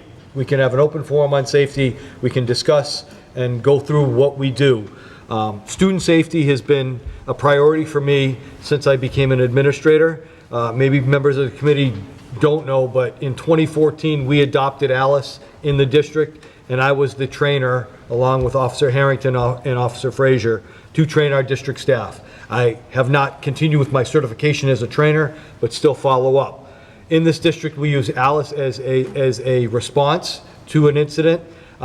We also are going through a process to make sure our buildings are secured, and we've already noticed 2 issues, one at Whitman Middle and one at Hanson Middle, that we need to improve upon in our secondary entrance. If you've noticed, in all our elementaries, you buzz into a school, you are kind of in a vestibule. At Hanson Middle, you're not. We will be adding that this summer as a top priority to make sure we have another layer of defense. I've been in contact with both of our chiefs, and we all agree that we are going to move forward with a safety security audit this summer. I have some consulting firms already in my queue because the 3 of us just don't want to come up with a plan. We know our buildings too well. We want an outside look at our protocols, our procedures, what we can do differently, and I'd like to present that to you prior to the start of school, depending on how soon we can get this audit. But both Chief Mix and Chief Hamlin are on board with that, and I think it's a very good process. I believe after Sandy Hook, we did a similar soft look at our facilities. When Dr. Dillon was here, we put together our SEMP, which is our strategic plan as far as an evacuation, moving a protocol to move buildings, any type of disaster. We have that plan in place, but I want an outside look to see about building safety, building protocol, what we could do better, what works, and then present that to the entire community. But I just wanted to let folks know, safety security is on our plate. It's never lost. We didn't lose it through COVID. We did ALIS training with our staff, again, with Officer Officer Harrington, and the other Officer Harrington in February, so staff was trained. You saw building safety security as a pillar and a hallmark in our school improvement plans, and we will be working with our faculty and our building administrators to make sure our students are safe with the most up-to-date protocols that are out there in the Commonwealth and or the United States. Yeah, Chris, please, go ahead. Okay.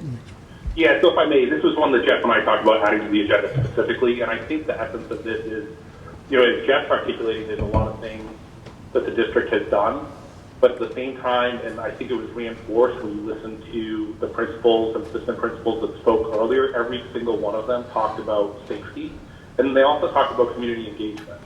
And so what we talked about is setting up a night, maybe not a formal school committee meeting, but setting up a night and just having a forum to allow every stakeholder we have to participate in that conversation. And this shouldn't be this is what we're doing. It should be tell us your thoughts, tell us your concerns, so that as Jeff then goes forward, we can roll that in. I've heard from a couple of parents about this specific topic. I'm guessing some of you have as well. I'm sure you all have thoughts and ideas. But this would really be, if the committee is good with it, setting up a forum, maybe in the PAC, getting some advance notice out there, and allowing everyone to kind of share thoughts, concerns, taking that feedback in, and then doing something with it. So that's kind of what we wanted to just take a pulse of the committee to see if that made sense, and if that's something that you all think is something we should do.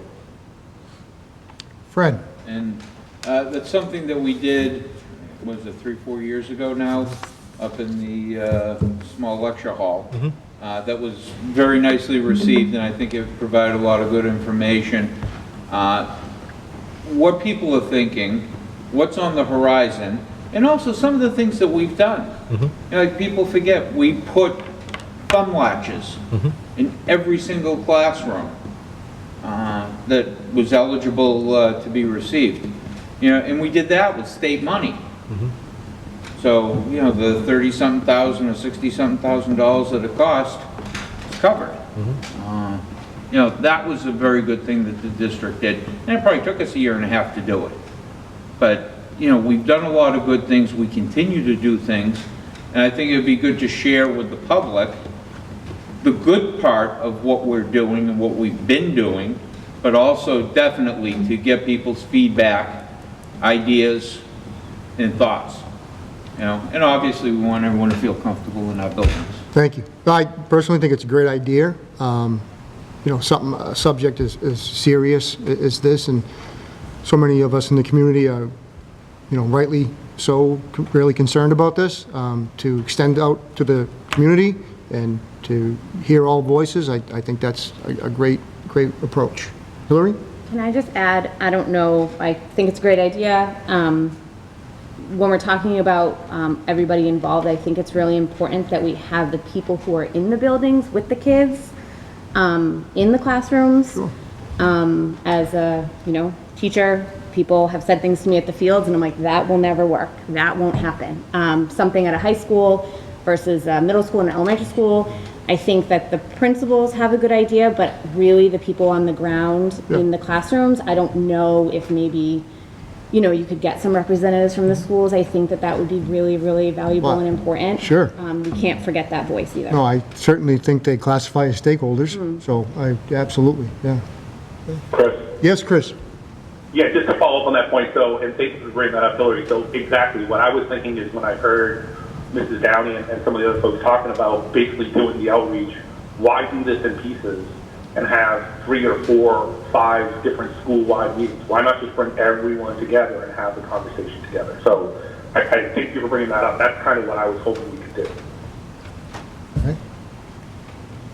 So, can we get is that a good idea? Just Yeah, that's a great idea, yeah. I just, okay, so we'll look at that, maybe at a next meeting, looking at a target date sometime this summer. And I would invite our local first responders there as well, because they're also boots on the ground. and what's real and not. So thank you so much for that. Summer programs, everything's listed on the website except one, and just briefing the committee. We're going to have an academic support program at Whitman Middle School this year, optional for ELA and math. It's not posted yet. George and I just put this together today for grades 6 through 8, district-wide, with a maximum of 40. We'll be putting that out there soon. Whitman Middle School also has a sports camp. Hanson Middle School will have a sports camp. Hanson Middle School has an academic discovery program open to all district students 6 through 8. And we have Camp Conley, which is running 3 weeks in July for all of our elementary students, which will be a hybrid of academics and fun stuff and athletics and other activities. And the high school has multiple things going on.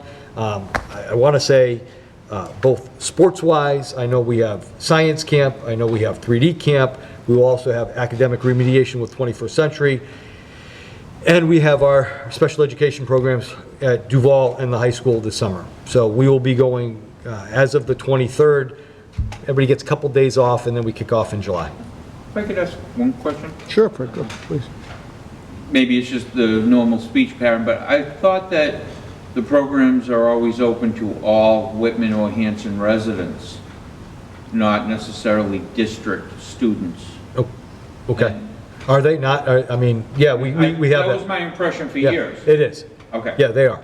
So if a child goes to a different school, it doesn't matter, they can join our district program. That's absolutely correct. So the programs we have right now aren't necessarily based on skill level, so I'm not pulling their scores to invite them in, to leave that open for all of our kids. So like that academic program at Whitman Middle, 6 through 8, is really for the first 40 that want to come. If they're great students and they want a little extra, I have 4 teachers doing that over there. Same thing with the science camp or the discovery camp at Hanson Middle. So yeah, they're all open to everyone on a first come, first served basis.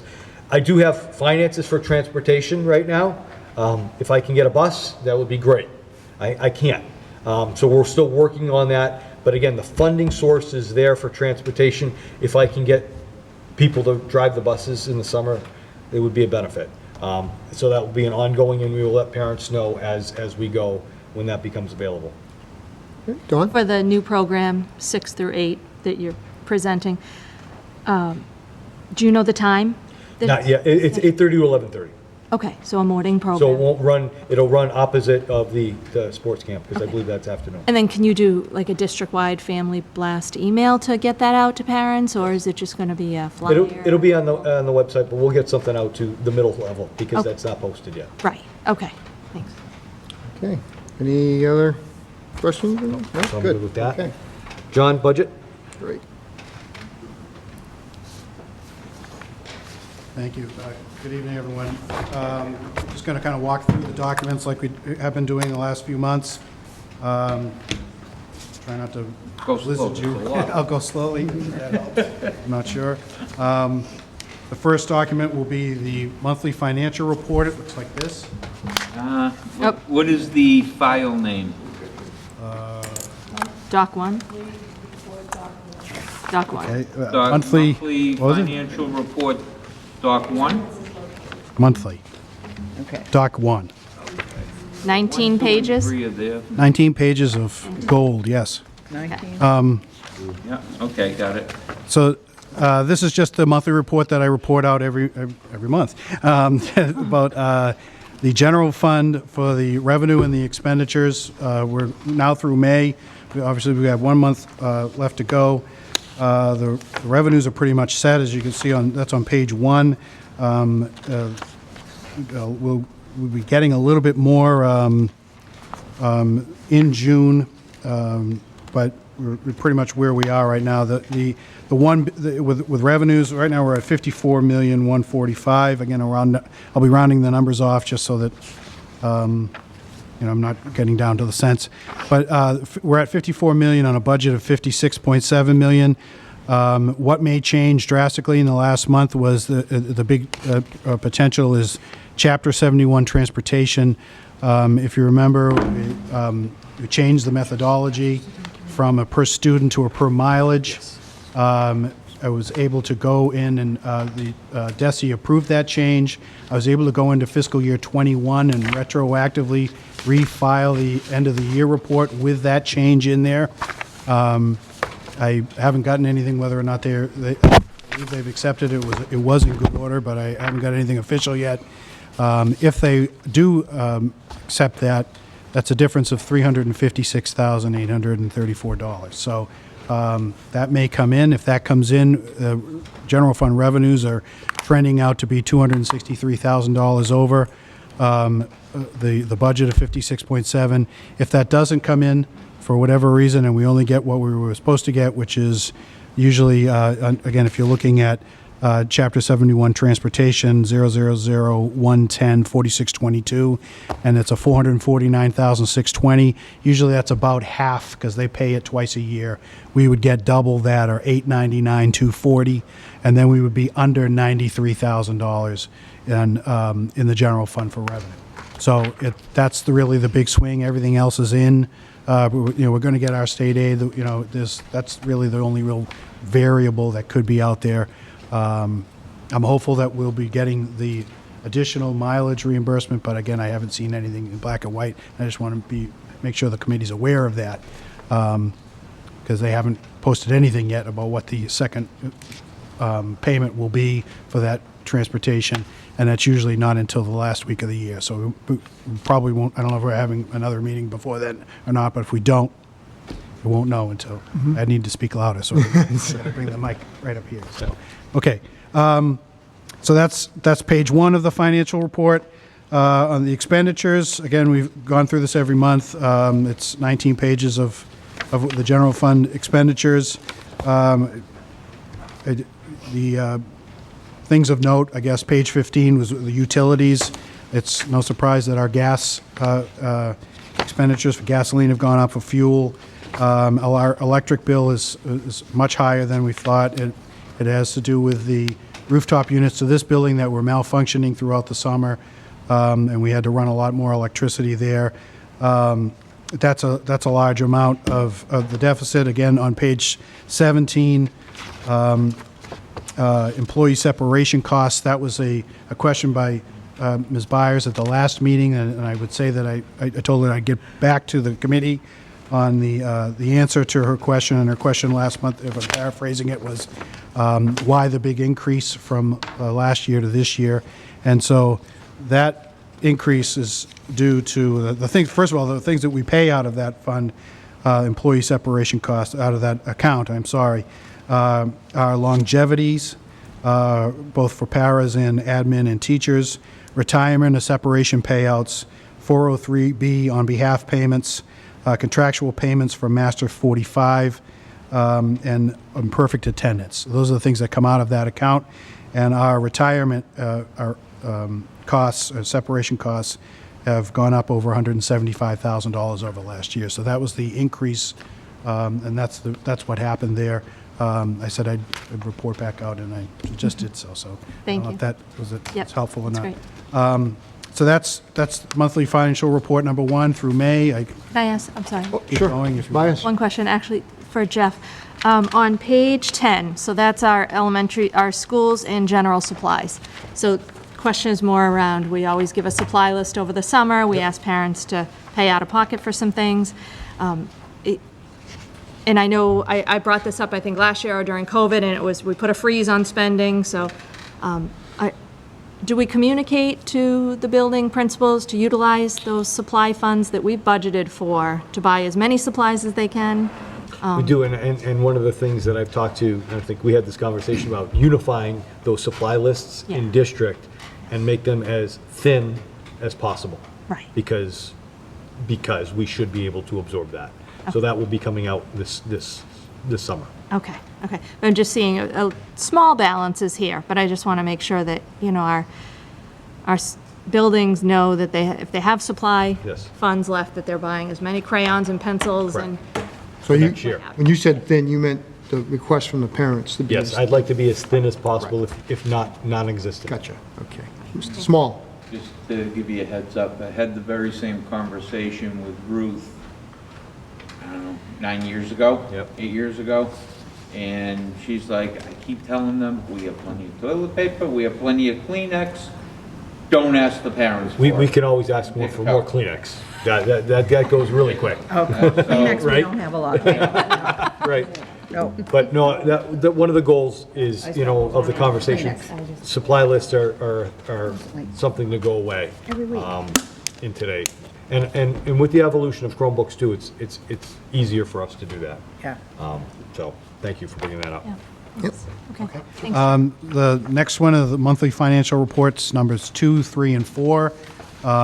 Number 2 is the monthly report of balance sheet comparisons and revenue expenditure comparisons. You've seen this every John, month. just tell us which one it is. Cherry. Hold it up. Sorry, this is what it looks like. Okay, and it has the highlights on it, At the correct? top, it says balance sheet comparison. No highlights on it. No, it says monthly finance report doc 2. Got But it. I've got it. Oh, mine's the highlight. What does it say? Document 2? Oh, sorry, you're on the hard copy. I don't have the numbers, so. No, I don't either. It says cherry sheet. Here you go. Balance sheet comparison. Here we go. Not the cherry sheet. Not the cherry sheet. Gotcha. All right. Got it, John. Here we go. Everybody good? All right, thank you. Thank you. So this is one that I've been doing every month, and we decided that we're going to really delve into it in the quarters. So I'm just kind of gloss over it, but if you have any questions, please let me know. Again, the balance sheet comparison, the assets is at the top left is cash. Cash is king. Everyone wants to know about what we have for cash.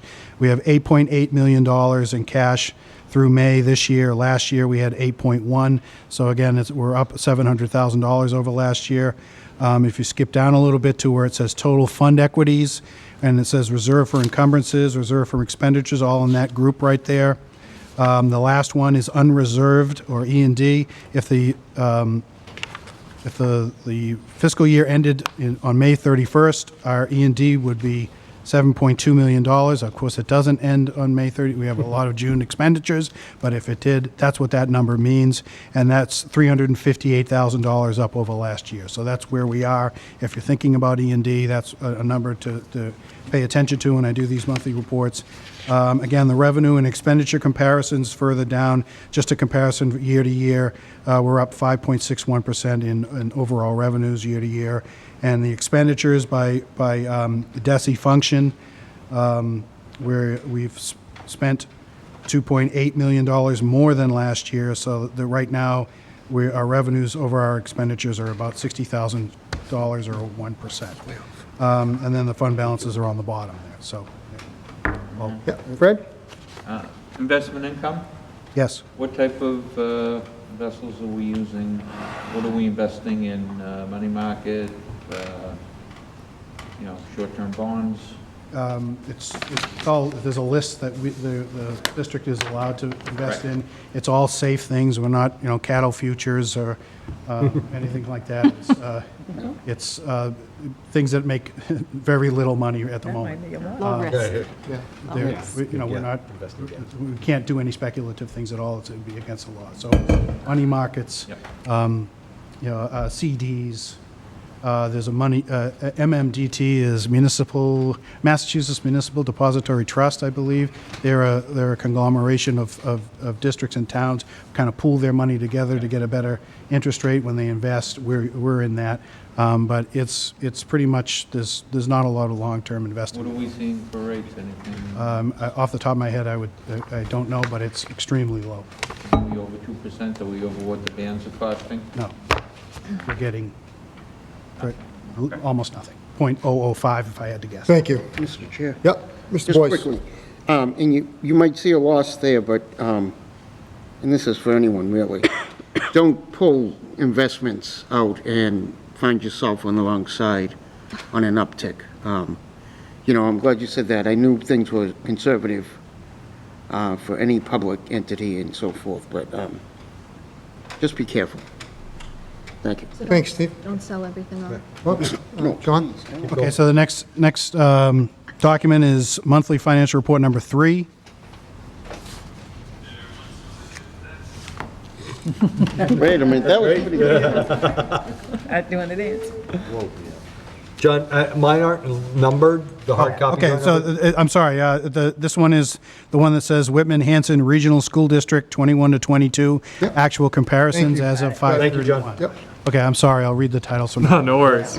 No, read the file names. So again, this is a monthly report that I've been handing out. It's a comparison of, by DESI code for each grouping between last year through May and this year through May. And I highlighted the amounts that haven't really changed since I started doing this, whenever that was, September, October last year, of what are the drivers. Again, this is a report that we delve into more on the quarters, but I do it every month, so this is what it looks like. And the expenditures are up 6.19% over last year. The next document is going to be monthly financial report, document number 4, and it is 3 pages. And the title of it is Whitman-Hanson Regional School District Revenue and Expenditure Schedule as of 5/31. And the top left says fiscal year, fund number 2104, FY22 Financial Literacy. And these are all the other funds that the district has other than the general fund. And it has a column of the beginning balance at the beginning of the year, what revenues we've taken in, what transfers in and out have happened, what expenditures have happened, and then the ending balance as of May 31st.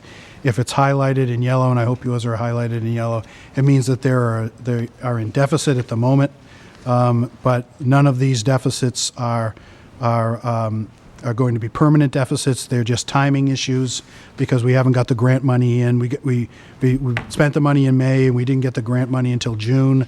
Or in the case on page 3, the large amount of $1 million under 6012 Hanson HVAC, that's covered by a bond anticipation note for $1,065,000.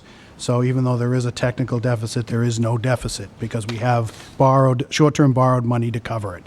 So right now, if the year ended in May, at the end of May, we would have no deficits to take. Any deficit that the district has at the end of the fiscal year comes off free cash or E&D here, excess and deficiency. So we don't have any at the moment, and I don't anticipate any because I watch it closely. No, I'm sorry. Yeah. This is for Jeff. Yep. How are we making out on the capital repairs for Whitman? I will be on the next selectmen's agenda. I spoke to the Oh, town okay. administrator today. Yeah. So Oh, the Whitman capital. The capital, meaning the mold. Mold, Right. yeah. So Lincoln and I spoke today, and I said, I asked him when the next meeting was. I was waiting for them to, the elections and then to Reorg. reorg. They just reorg. So I spoke to him today, and it's the 21st, just so you know, if people are watching, whatever, I'm submitting him a letter of requests to be on the agenda, Okay. but specifically around the mold issue. Yep. Sean? And that's all there on that one. So the next one is monthly financial report, document number 5. And this is the FY22 budget through May. It looks like this. And it is for fund number 6013, the Whitman Middle School feasibility study. And then there's that's a 2-pager, and then document number 6 is just my spreadsheet that explains what's on that sheet. And this is a report of just where we're going. And, we started up with the Whitman Middle School feasibility study, and this is what's going on in that fund as of right now. I'll be talking later on about a bond anticipation note that was sold back on May 26th. Related to this, but that's what's going on here. So my goal, just so you know, like why are we doing it? Eventually, you're going to be less or almost no spreadsheets, and more of using our, what we pay a lot of money for, our actual system to generate the reports that we need. So as you see, as we go month to month, you'll see more things like this, and less things like this, which might free me up to do other things. So that's just where I'm going with it. Great. Thank you. Again, monthly financial report number 7, document number 7, and this one is called the Whitman-Hanson Regional School District FY22 budget line item transfers. That goes along with document number 8 and document number 9 and document number 10. these are all, I've been giving the committee a monthly rundown of deficits and overages in every line item, and this is where we are through May. I've been doing it every month. If we're looking at the financial report number 7, it's my projection of what we're going to do, what we're going to spend to the end of the year. And it gets, again, this is through 6/2, so it's not going to match up to your end of May report. But this is every payroll, which is a lot of our costs are payroll related. Every payroll, I update this. Every vendor warrant that gets signed, I update this, so that I'm getting closer and closer to what our final amount will be that may or may not be turned back to E&D depending on how things go. So document number 7 is all the deficits related to special education. These are all the line items. And there's the SPED portion of the budget is $11.7 million. If, as of right now, as of 6/2, actually, I have to do these reports up ahead of time so I can get them to you before the meeting. We would be turning back $324,000, again, just my projections, and that would be 2.77%. So that's how to read that report. It's in the bottom right. I put a number down there just for encumbrances. Encumbrances are expenses because payroll can't be encumbered. Expenses that are obligated to be paid right now but haven't been paid yet. And that can be a real bill that's waiting to be paid and it just hasn't been paid yet. Or it can also be I encumbered $10,000 for a monthly bill back in July, and it's only been $500 each month, and there may be something left at the end of that. Anything left in that encumbrance would be turned back into E&D. So what my assistant's doing, she's doing a fantastic job, Erica Sherman.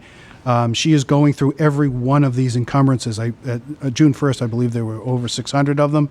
She's going through them one by one and seeing and getting the measure of each one, where we are and where, can we close it out to E&D? Do we need more? Do we need less? She's doing a great job, and she's working through that as we go. As we get closer and closer to the end of the year, and as we spend things and we go through that pile, we'll have a better number of where we are. So, but right now, that's the SPED-related one, SPED-related turnbacks as of right now. And then document number 8 would be if we were to do transfers right now, those would be the line item transfers that would be SPED-related. And that would be $1.2 million on a $56.7 million budget, which would be 2.14%. Documents number 9 and 10 are the same thing, only on the regular day. The regular day line have more lines, and again, it's my extrapolation out of every single line item and what we will spend by the end of the year. And then document number 10 would be if we were doing transfers tonight. This would where the lines would come from and where they would go to, and that's a fairly lengthy document, but. It ends up being that it would be 50. The last page is what's important is on a $56.7 million budget, we'd be transferring 4.28% as of right now. Again, things change. If you look a little bit above that on page 7, the last page is a negative $269,000 right now with, and I'm saying right now a lot, but as of right now. There are $1.2 million worth of encumbrances.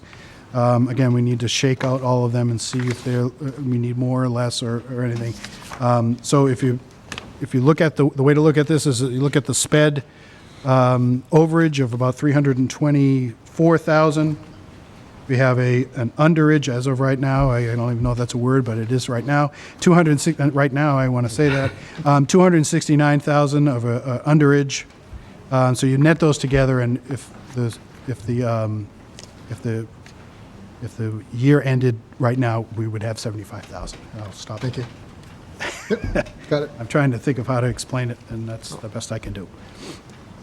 So that's all the monthly reports. Thank you. I was going to move on to state aid. So this is going to be state aid document number 1, and I'm going to be referencing not just state aid document number 2. At the last meeting, we talked about state aid and where we were. It looks like this. This document number 1 looks like this. Document number 2 is something from the DLS. That looks the Division of Local Services. I apologize for using acronyms without on what they mean.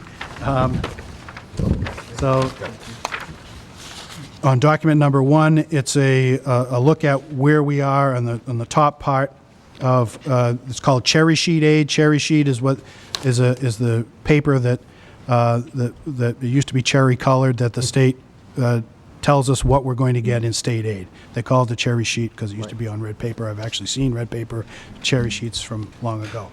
So the top part is a comparison over the governor's budget, the House budget, what we got in fiscal year 22, and the Senate budget. At the last meeting, we were talking about the sequence of what happens at the State House as far as the budget is concerned. I tried to remember all the steps, but I don't know if I got it all right, so I kind of put that down the bottom of the state budget process. The governor's budget comes out in January, then it goes to the House Ways and Means budget, which this year happened in April. The final House budget got voted in April. The Senate Ways and Means budget comes out, and that came out on May 10th. Right now, we're at the final Senate budget. I don't think they voted on it yet. I didn't look today. After that, it goes to the conference committee. The House budget has things in it. The Senate budget has things in it. They need to get together, and they need to work all those things out. That's what the conference committee does. They come out with a final budget, and then it's sent to the governor. That's step 7. Step 8, the governor can veto things in the budget if the governor decides to do that. Step 9 is the House vetoes, could override his vetoes, and then step 10 would be the Senate could override the vetoes. Both of those things have to happen for them the House and Senate numbers to pass. Otherwise, the governors would hold on his numbers, and then finally we get the final budget. So I know that we've been talking a lot about we need to get things out early, and I don't, at least this is the timeline this year. Since we have to certify a budget, an assessment 45 days prior to town meeting, which is usually around March 18th or so, we have to go with the governor's budget. That's all we've got at the moment, at the time we're here. These other things happen. Most of the time they're done by the end of the year, meaning June 30th, but they've gone past that in the past. We're not allowed to do that. We have to do where we are. So I jumped down a little bit. I apologize. I'm jumping around, but I just thought of that. I wanted to make sure that I said it. In the middle of the report is the cherry sheet aid versus the approved budget. And again, the budget that the Division of Local Services has on their website assumes the old way for to do the math on transportation. That's why if you might look at it and see budget as voted of $1.4 million in regional transportation, and the Senate budget vote amount is only $883,000. They're doing it the old way. That's what it would have been if we had not changed the methodology. So without figuring that in, right now we're $152,718 up over what was the budget that was voted. And then just in the bottom right of the block there is what regional transportation has done under the old methodology. The governor's budget, our regional transportation amount that we could have been reimbursed for was $1.1 million. The governor's budget was 75%. The House upped it to 76.6, and the Senate is right now at 78. So that's where they are on that. I don't know if that's helpful or not. But, and so that's it there, and then that's on the state aid, and then band sales results. Can I go back to Sorry, go ahead. state aid? Sorry, Fred, what? Quick question. Sure, go ahead. School choice, sending tuition. I understand we made a change in our school choice policy. Is it reflective? Are these numbers reflective of last year's numbers? Or count that has to be in, at the end of October? And we will see this money and then it'll impact us the following year? Or are they going to adjust this once the new numbers hit? they assumed that we were going to continue with school choice. I don't think they haven't updated it based on the vote of whatever that meeting was. I don't know if it was last month or 2 months ago. So these numbers that have school choice that are school choice related assume that we would continue it. So there will be some lesser of that when we tell them that we haven't done that. Can we get some sort of an idea as to what the financial impact is, just so we know? Okay, I don't know off the top of my head. I'm not sure, Fred. It'll really depend on where we are with numbers at the end of the year. We're just not accepting new students. That's all, at this point for this year. Existing students are here, so we can get a calculation of how many kids are still in district. Yep. We're just not accepting any new ones this year. Don? So, do we know how many graduated out, though? Off the top of my head, I don't. Don? Yeah, I was going to mention that the state budget and the state aid and school choice is based on our October 1 enrollment. Yes. So our vote at a prior meeting doesn't impact what our numbers were as of October 1st, which provides us with this funding for this budget round. Now, if we happen to have 5 to 10 graduate out and we're not accepting 5 to 10 more in next fall, then next October's number might be less. So then you may see some difference. And that's what I want to know, what it was based on. If it was based upon the enrollment. Yeah, last October's. October. Yeah. Thanks. John? Just moving on to band sales, bond anticipation notes. That's document number 1, band sale number 1. And then number 2, I'll be referencing that as well. So on May 26th, we put out a $710,000 ban. $500,000 was related to the Whitman Middle School feasibility study. $210,000 was a rollover of an Hanson Middle School HVAC work that we had. They call it here school repairs, but that's what that one was. This sheet is the who bid, what the results were. Again, our financial advisor at Unibank is the market maker, I guess. They put everything out, put all the documents in, and we get bidders. We got 3 bidders. Our low bidder was Newburyport 5 Cent Savings Bank at a rate of 2.08%. And they got the award, but those are the other 2 bidders that you see there. So that's just the sheet that relates to the bond anticipation note. The document number 2 under the band sales is the breakdown from our financial advisor of how to break that $710,000 down as far as interest, because it was they were combined. $10,371.11 will be allocated to the Whitman Middle School feasibility study, and $4,355.87 will be interest that Hanson will have to pay on their HVAC. So that's a sheet from our financial advisor. Thanks. That's moving on. keep going. Okay, and then finally, unpaid bills. If anyone is a veteran of town meeting, almost always at any town meeting, there are unpaid bills that have to be paid, and that's because these are things from bills from a prior fiscal year that don't have an appropriation. I attached document number 1 is the first unpaid bill. Document number 2 is the second unpaid bill, and I just attached the law that says what you need to do. So these unpaid bills are from June of 2020. They're related to the vendor is South Shore Educational Collaborative, and it was a... Hold on one second, John, if you could. Sorry. Everybody got this document? Yeah. Good, thank you. You have it? Yes. Yep, thanks.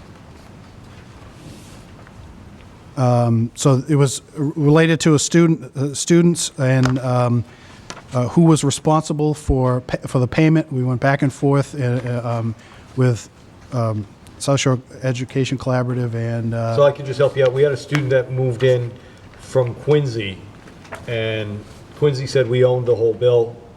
We said, Quincy, no, we don't own the whole bill. Mom and Dad were in different areas, and we've just had it rectified, and basically they said by... Was it Bessie, not Desi, this Sped? It's Jesse, but it's their LEA. Yeah. So we tried to fight this legally, and they said we own the bill. So that's why, it wasn't like we forgot the bill. Yes. We've been fighting the bill to reduce that as much as possible, and we lost. So this will require a 9/10 vote, correct? Correct. Okay, Fred? And let me make a motion to pay the bill first of all, and then discussion. I had a question. You have a second? David? Oh, Beth, thank you. Just a The funding source. 1 second, Fred. John just a had point of something to add. clarification, there are Yep. two bills, so you Yes. said... Thank you. You might want to... The motion was to pay both bills both, to okay. Thank you. Social Educational Collaborative in this matter. What is the funding source? So the funding source will be the grouping 9100 tuition to mass schools in the FY22 budget.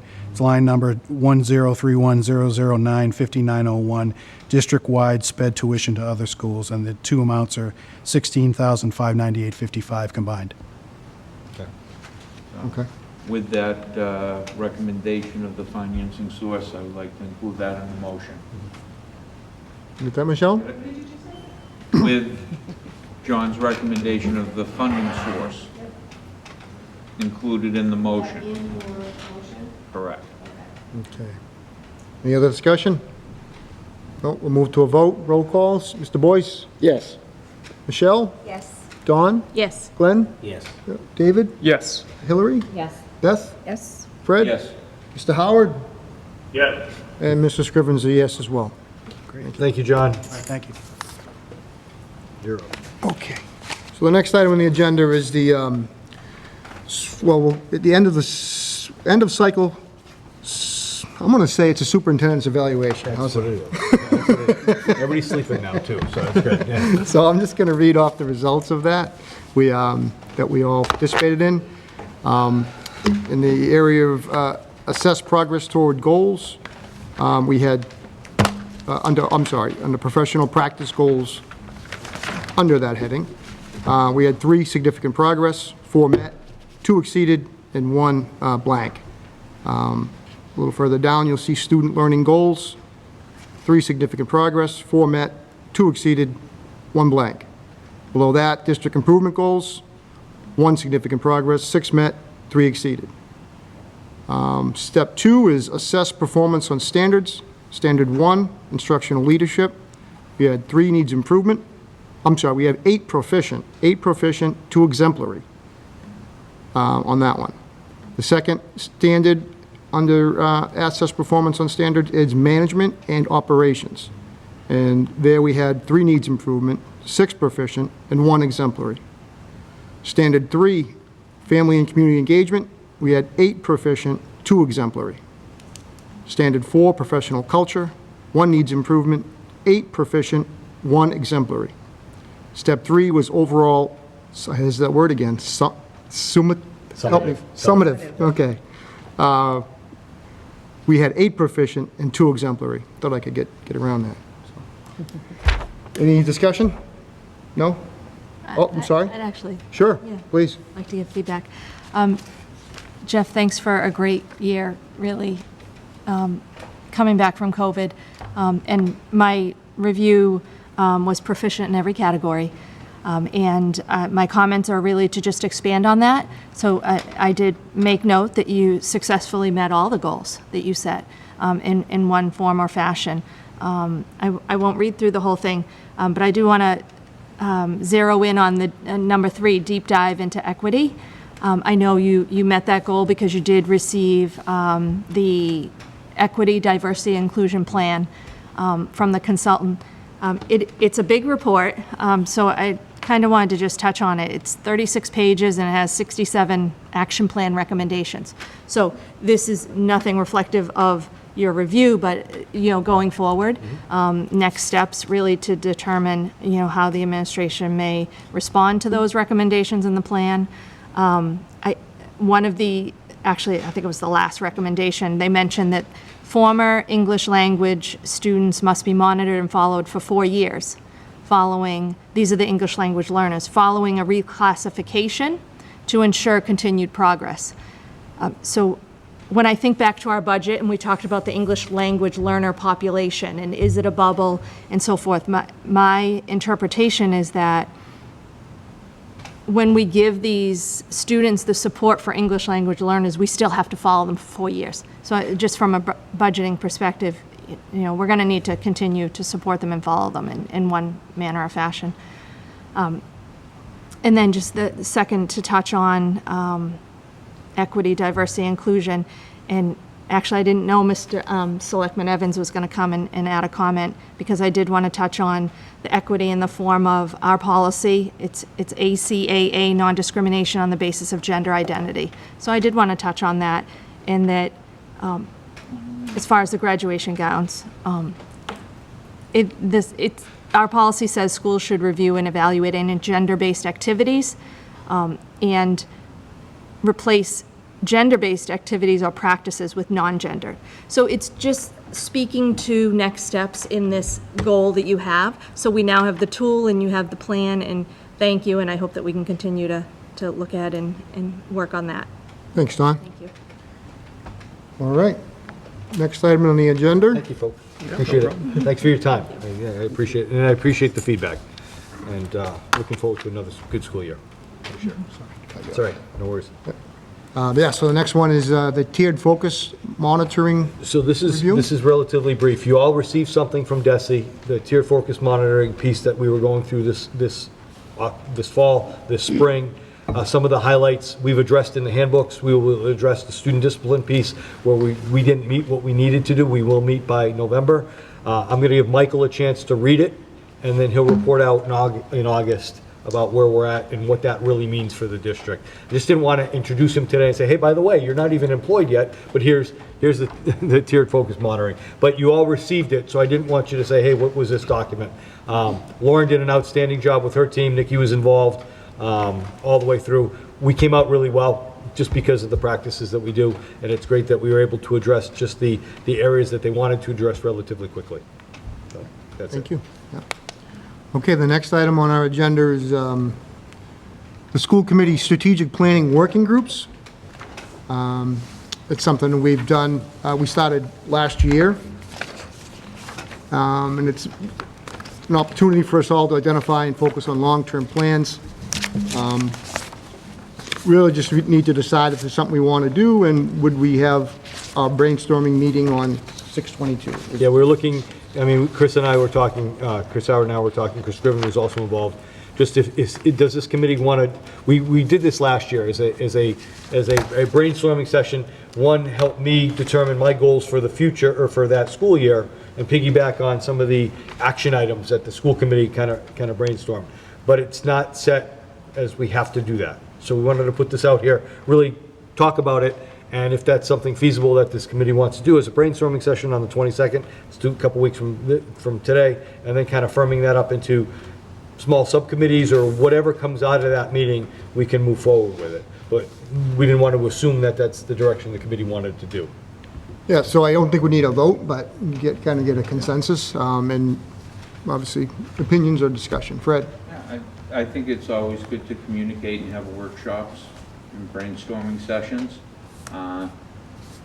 And perhaps I'm being a little selfish, the 6/22 date is a little bit soon for me. Or the 6/29 date would be a little bit soon. I'll be in Las Vegas, and then where else but Myrtle Beach right after that. So, but I think it's a good idea, and I think it's a good idea for the committee to be able to discuss different goals and different aspirations, and then perhaps work in smaller groups, perhaps, or the entire group, and determine how can we accomplish this if it's something that we're looking to accomplish. Yep. Exactly. Thank you. See it to fruition. Hillary? I think that the working groups that we had last year were really successful, right? We had 3 of them, and 2 of them were adopted this year into the budget. So I would definitely support doing it again. I think the brainstorm meeting we had last year, did we submit ideas ahead of time and then give a spreadsheet? Does anyone remember how we did? I just remember there was we had tiered voting, Catch you, Chris, right? hold on. So. But George wrote them up on the board. That's right. And then we voted later, right? Okay. Yeah, I just think it's a really good idea. I mean, we've heard a lot of things from the students. And, I understand that a lot of what we do is budget, but there's a lot of things that we can do for the students that we did in the subgroups that we had last summer. Great, thank you. Chris Howard? Yeah, so just a couple of things. So one, completely understand scheduling challenges. I know summers are tough. The only thing I'm thinking, though, is if we're not careful with these dates, we won't get done. Like, it was a tight timeline last year. I think all of you remember when we started and when we ended up, it was kind of tight. So maybe we could still, Fred, if you're up for it. So to Hillary's point, it was really just everyone sharing one or two ideas, just going around the table, everyone having a few minutes. We weren't making any decisions that first meeting. It was just kind of going around and sharing concepts, and then kind of opening it up for additional public comment or engagement. So maybe, Fred, if you're willing, we could do the 22nd meeting, and you could just submit something via email or whatever. We could read those off, and then we could try and rework the 29th meeting to kind of a day that hopefully everyone's available to kind of keep improvement. So I just worry if we put it off too far. If we start in July, there's no way we're going to finish by August. Yeah, and, I would be thankful of that opportunity and make the most use of it, being one member. The 22nd, I can even try and call in. It's semi-doubtful, but I could try and call in the 29th. I've got a 5:24 p.m. flight back home, so there's no way I can call unless I had, this weather or delay or something. Okay, thank you. I have Michelle, and then Dawn, and then David, I believe, right? Oh, well, I mean, you might have been before. Oh, it doesn't matter. Sorry. Oh, no. Okay, Yeah. I just want to say I think this idea is great. I thought we had, like Hillary said, so much success with what we did last year. The groups came together. We got full-day kindergarten. I mean, they worked really hard on their presentation. I know we had a lot of other things going on. I think it's great. And to agree with Chris, the sooner the better, because we did feel like it was a tight timeline last summer. So I'm all for it. I think it's great. Awesome, thank you. Dawn? I echo everything Michelle just said, and I won't be here on the 29th. Yeah, I won't be here on the 29th if we're sharing dates, but I'm available on the 22nd. And I don't want to delay it either. Right, exactly. I don't either. But I have a flight that day. Well, thank you. Maybe we can make some other. I know, well, yeah. I'm not. David? I'll be here. Yeah, I just wanted to add to what everyone was saying. Hold on, Fred. And, we're concerned that we have, a couple people might not be here on the 22nd or 29th, but even if they're not available, maybe they can email the committee or email the chair the ideas of some recommendations they want to put onto the board. And then obviously, like I think it was Mr. Howard who was just saying that we're going to need to start this process in late June. That way we're all set by the end of the school, or by the start of the school year.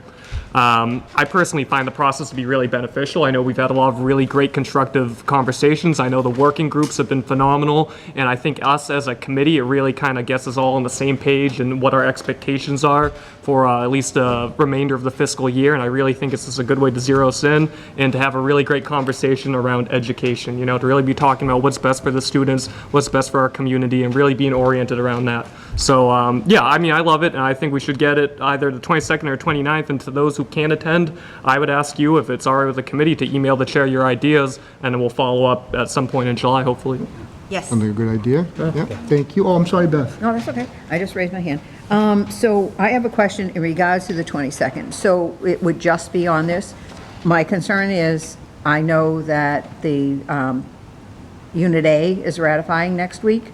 So at what point do we meet so that we would vote to ratify or not? So depending on what comes out the next meeting, yes. So I'm going to cover that in negotiations. Yeah, that's what I mean. It was kind of like melding in here a little bit to the date. Okay. Yeah, okay.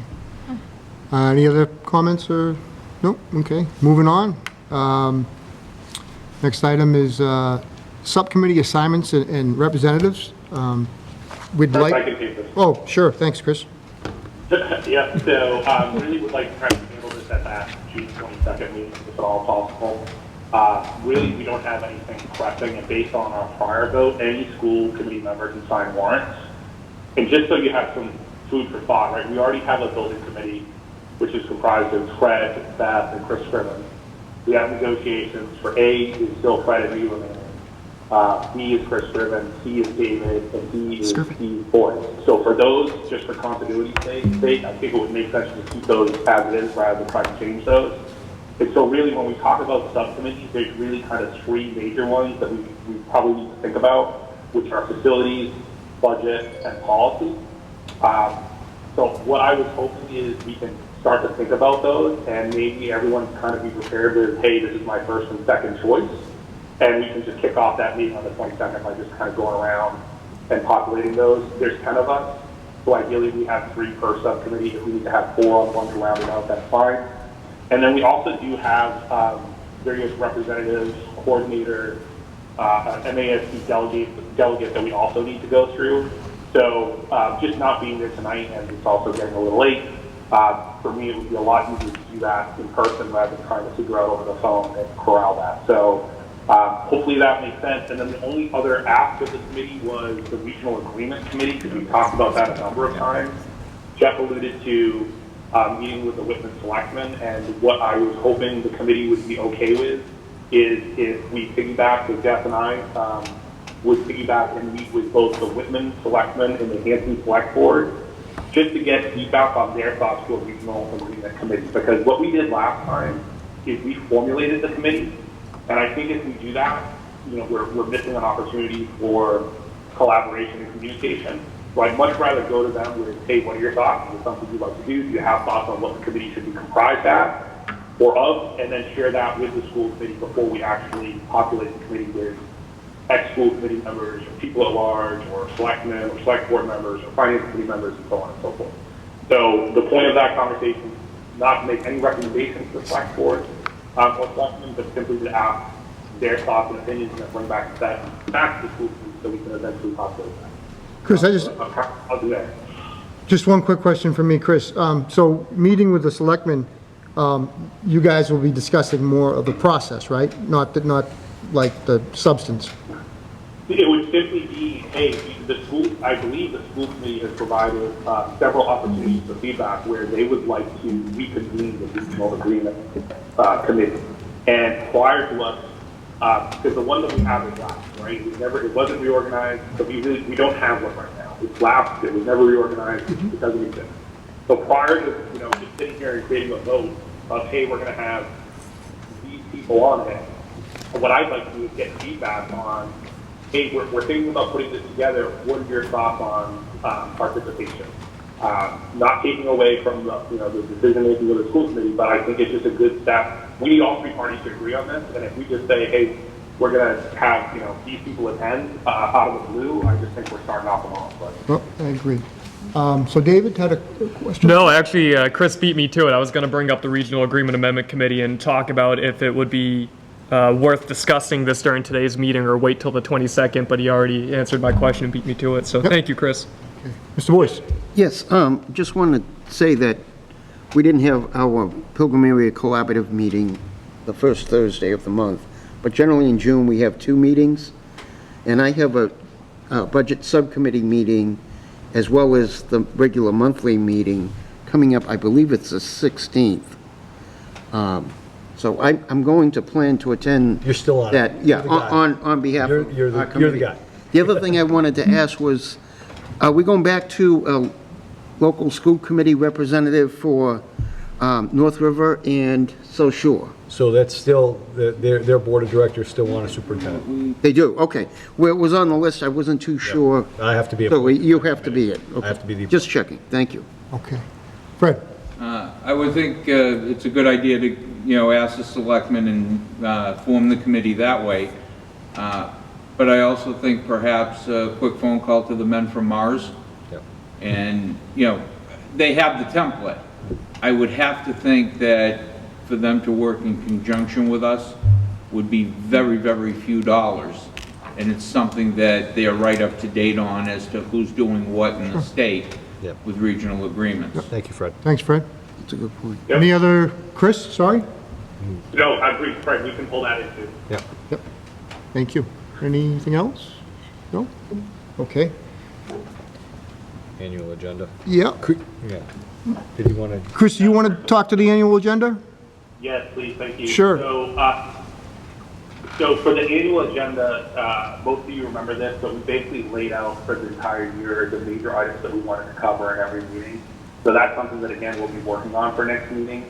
Bringing it up now because if any of you have any thoughts on things that should be on there, it's still in the Google Drive, the old one from last year, so we'll probably use that as a basis. But if any of you have any thoughts, like, hey, we didn't spend any time on X initiative or discussing why last year you'd like to add that, just shoot me a note so that we can have that on our draft. Thanks, Chris. All right. Next item on the agenda is the field trip requests, and I'll let Jeff take that. Yep, so in your packet, you have a request for some winter field trips from the athletic department. The challenge with this is providing you information is he can't, until you're approved, he can't book his flights in his hotels. So you're looking at a boys hockey trip to the Vineyard, you're looking at a boys basketball trip to North Orlando, the girls basketball team going to Tampa, and the volleyball team going to Virginia. That's a little sooner, it's over Columbus Day. So I'm just looking for a motion to accept, and if you need more information, we'll get it to you as they go. Chaperones, Yeah, yep, nurses. everything will be later on as they go, yep. Yeah. Any discussion? I have a motion and a second, right? Yep. Okay. Go to a roll call vote. Mr. Boyce? Yes. Michelle? Yes. Don? Yes. Glenn? Yes. Yep. Yes. Hillary? Beth? Yes. Yes. Chris Howard? Yes. And Chris Scrivens a yes as well. Donations. Next item is the donations, and again, Jeff will take care of that. So we have 2 donations to accept. One is from the First Baptist Church. They've donated elementary school supplies, crayons, pencils, things like that, which we've taken already, so I'm just, motion to accept them. So moved. Motion to accept with a note giving our heartfelt thanks. Second. Yeah. Yeah, then we sent them letters, just a formal, yeah, we got your letters out already. We'll just have to accept it. Okay, so we have a motion and a second. We'll go through a roll call vote again. Mr. Boyce? Yes. Michelle? Yes. Dawn? Yes. Glenn? Yes. David? Yes. Hillary? Yes. Beth? Yes. Fred? Yes. Chris Howard? Yes. And Chris Scriven is a yes as well. And the second one, I was looking out my window one day and I noticed that our POW flag was tattered and torn. And the size of the US flag was not what I thought was appropriate for our flagpole. So Michelle and Lori reached out to the quartermaster and he said, bring them and I'll get them. And we put them up that day. So now we have a better than regulation size American flag flying out there and a brand new POW flag, which I feel is very important for us. And I just appreciated the quartermaster's response within minutes. He had them to us. That's excellent. Motion to accept with great thanks. So moved. Second, sorry. All right, roll call vote. Mr. Boyce? Yes. Michelle? Yes. Dawn? Yes. Glenn? Yes. David? Yes. Hillary? Yes. Beth? Yes. Yes. Fred? Mr. Howard? Yes. And Mr. Scriven is a yes as well. Thank you. Now we're moving on to subcommittee reports, and we'll start with the building subcommittee. Okay, Whitman Middle. We have a architect, we have a project manager, we have a timeline. The first significant timeline that we're going to see is going to be this fall. And there are different projections and different things that we'll get exact dates from MSBA as to when there are 2 reports due. One of them will be done in the fall, the other one next spring. And at that point, Lord willing, we're going to be kicking and going. So it's getting exciting, at least conceptually. Yeah. And once we have the concepts down, hopefully we'll be able to take the next step and build the school. Okay, hopefully. Yeah. July 11th, is it? That's what we said. Yes, right? When's the Adam's 20, birthday? wait a minute. I thought it was July 11th. No, because that's a Monday. July 12th. July 12th. Yes. Okay. Yeah, they were going back and forth. All right. Next item is the budget subcommittee. Chris, do you want to talk about this, or do you want me to? Go ahead, David. Okay, so the budget subcommittee met today, me, Mr. Boyce, and Mr. Howard. We approved some meeting minutes, and Mr. Stanbrook and Mr. Simonak presented a level service 5-year plan with 31 assumptions. We reviewed it, we discussed it. We're going to talk more in depth about it and continue at our next meeting. I think that's going to be the 21st. And then from there, we are going to approve of everything, send the recommendations forward, and then present it to the full school committee and go from there. How was that? Awesome, very good. Perfect. You do good work, excellent. Then negotiation subcommittee. So on behalf of Unit A, We're almost there. The Unit A has set a ratification date for Tuesday, next Tuesday. Everything looks very good. We just went back and forth on a few things as far as just wording in the contract. I will send out that language out to Andy before they ratify. Then we will bring it to the committee if we're meeting on the 22nd for your approval moving forward. Unit B, Chris and I met with Unit B yesterday. David and Steve have met with C. Have you met with D yet? I haven't, no, that will be on Next Monday, the 13th. So we're in process with that. Hopefully, we can get some resolution by the 30th, but I'm not super sure that we're going to get resolution for B, C, and D by the end of the school year. But A should be is in a very good spot, and thank you to everyone that's participated, especially the Unit A members. Okay, awesome. Any, I was going to ask Sure. a question. Duty aids, which do they fall under? D. D. D. Okay. That's Mr. Boyce. Okay. I received feedback that pay is, We can. oh, Yeah, that's really, talk to oh, Steve. yeah, okay. It wasn't regarding negotiations, but just, I'll hold that. Thanks. thank you. All right, so last item on the agenda is just clarifying the date for our next meeting. Yep. Do we have something targeted? 22nd. Oh, yeah, it's the 22nd, right, we talked about that. Okay, so our next meeting apparently will be the 22nd. Okay, All right, excellent. great. Thank you. Right here, same time? Yes. Yes, 6:30, yep, yep. Motion to adjourn. Yeah, and I just want to say thank you all. My first crack at bat here, and I think I got on base. Your help. You're on the third now. Yeah, You're right. on the third. That's your second time. Yeah, you've done it before. You did it Have I? before, yeah. I think That That's was why it quick. was so easy. Not in this duration. Well, I'll take a motion to adjourn. so moved. Second. All right, roll call vote. Mr. Boyce? Yes. Oh, okay, Michelle? Dawn? Yes. Gwen? Yes. All right, David? Yes. Yep. Hillary? Yes. Beth? Yes. Fred? No, Ah, I just wanted one call. from sure, Steve. okay, for the record, yep. And Mr. Howard? That wasn't, this went well. Thank you, Chris. Thank you, everyone. Yes. All right, thank you, and Mr. Scrivens, a Yes. yes vote as well. All right, thank you Thank you. all. Good night. Enjoy the game.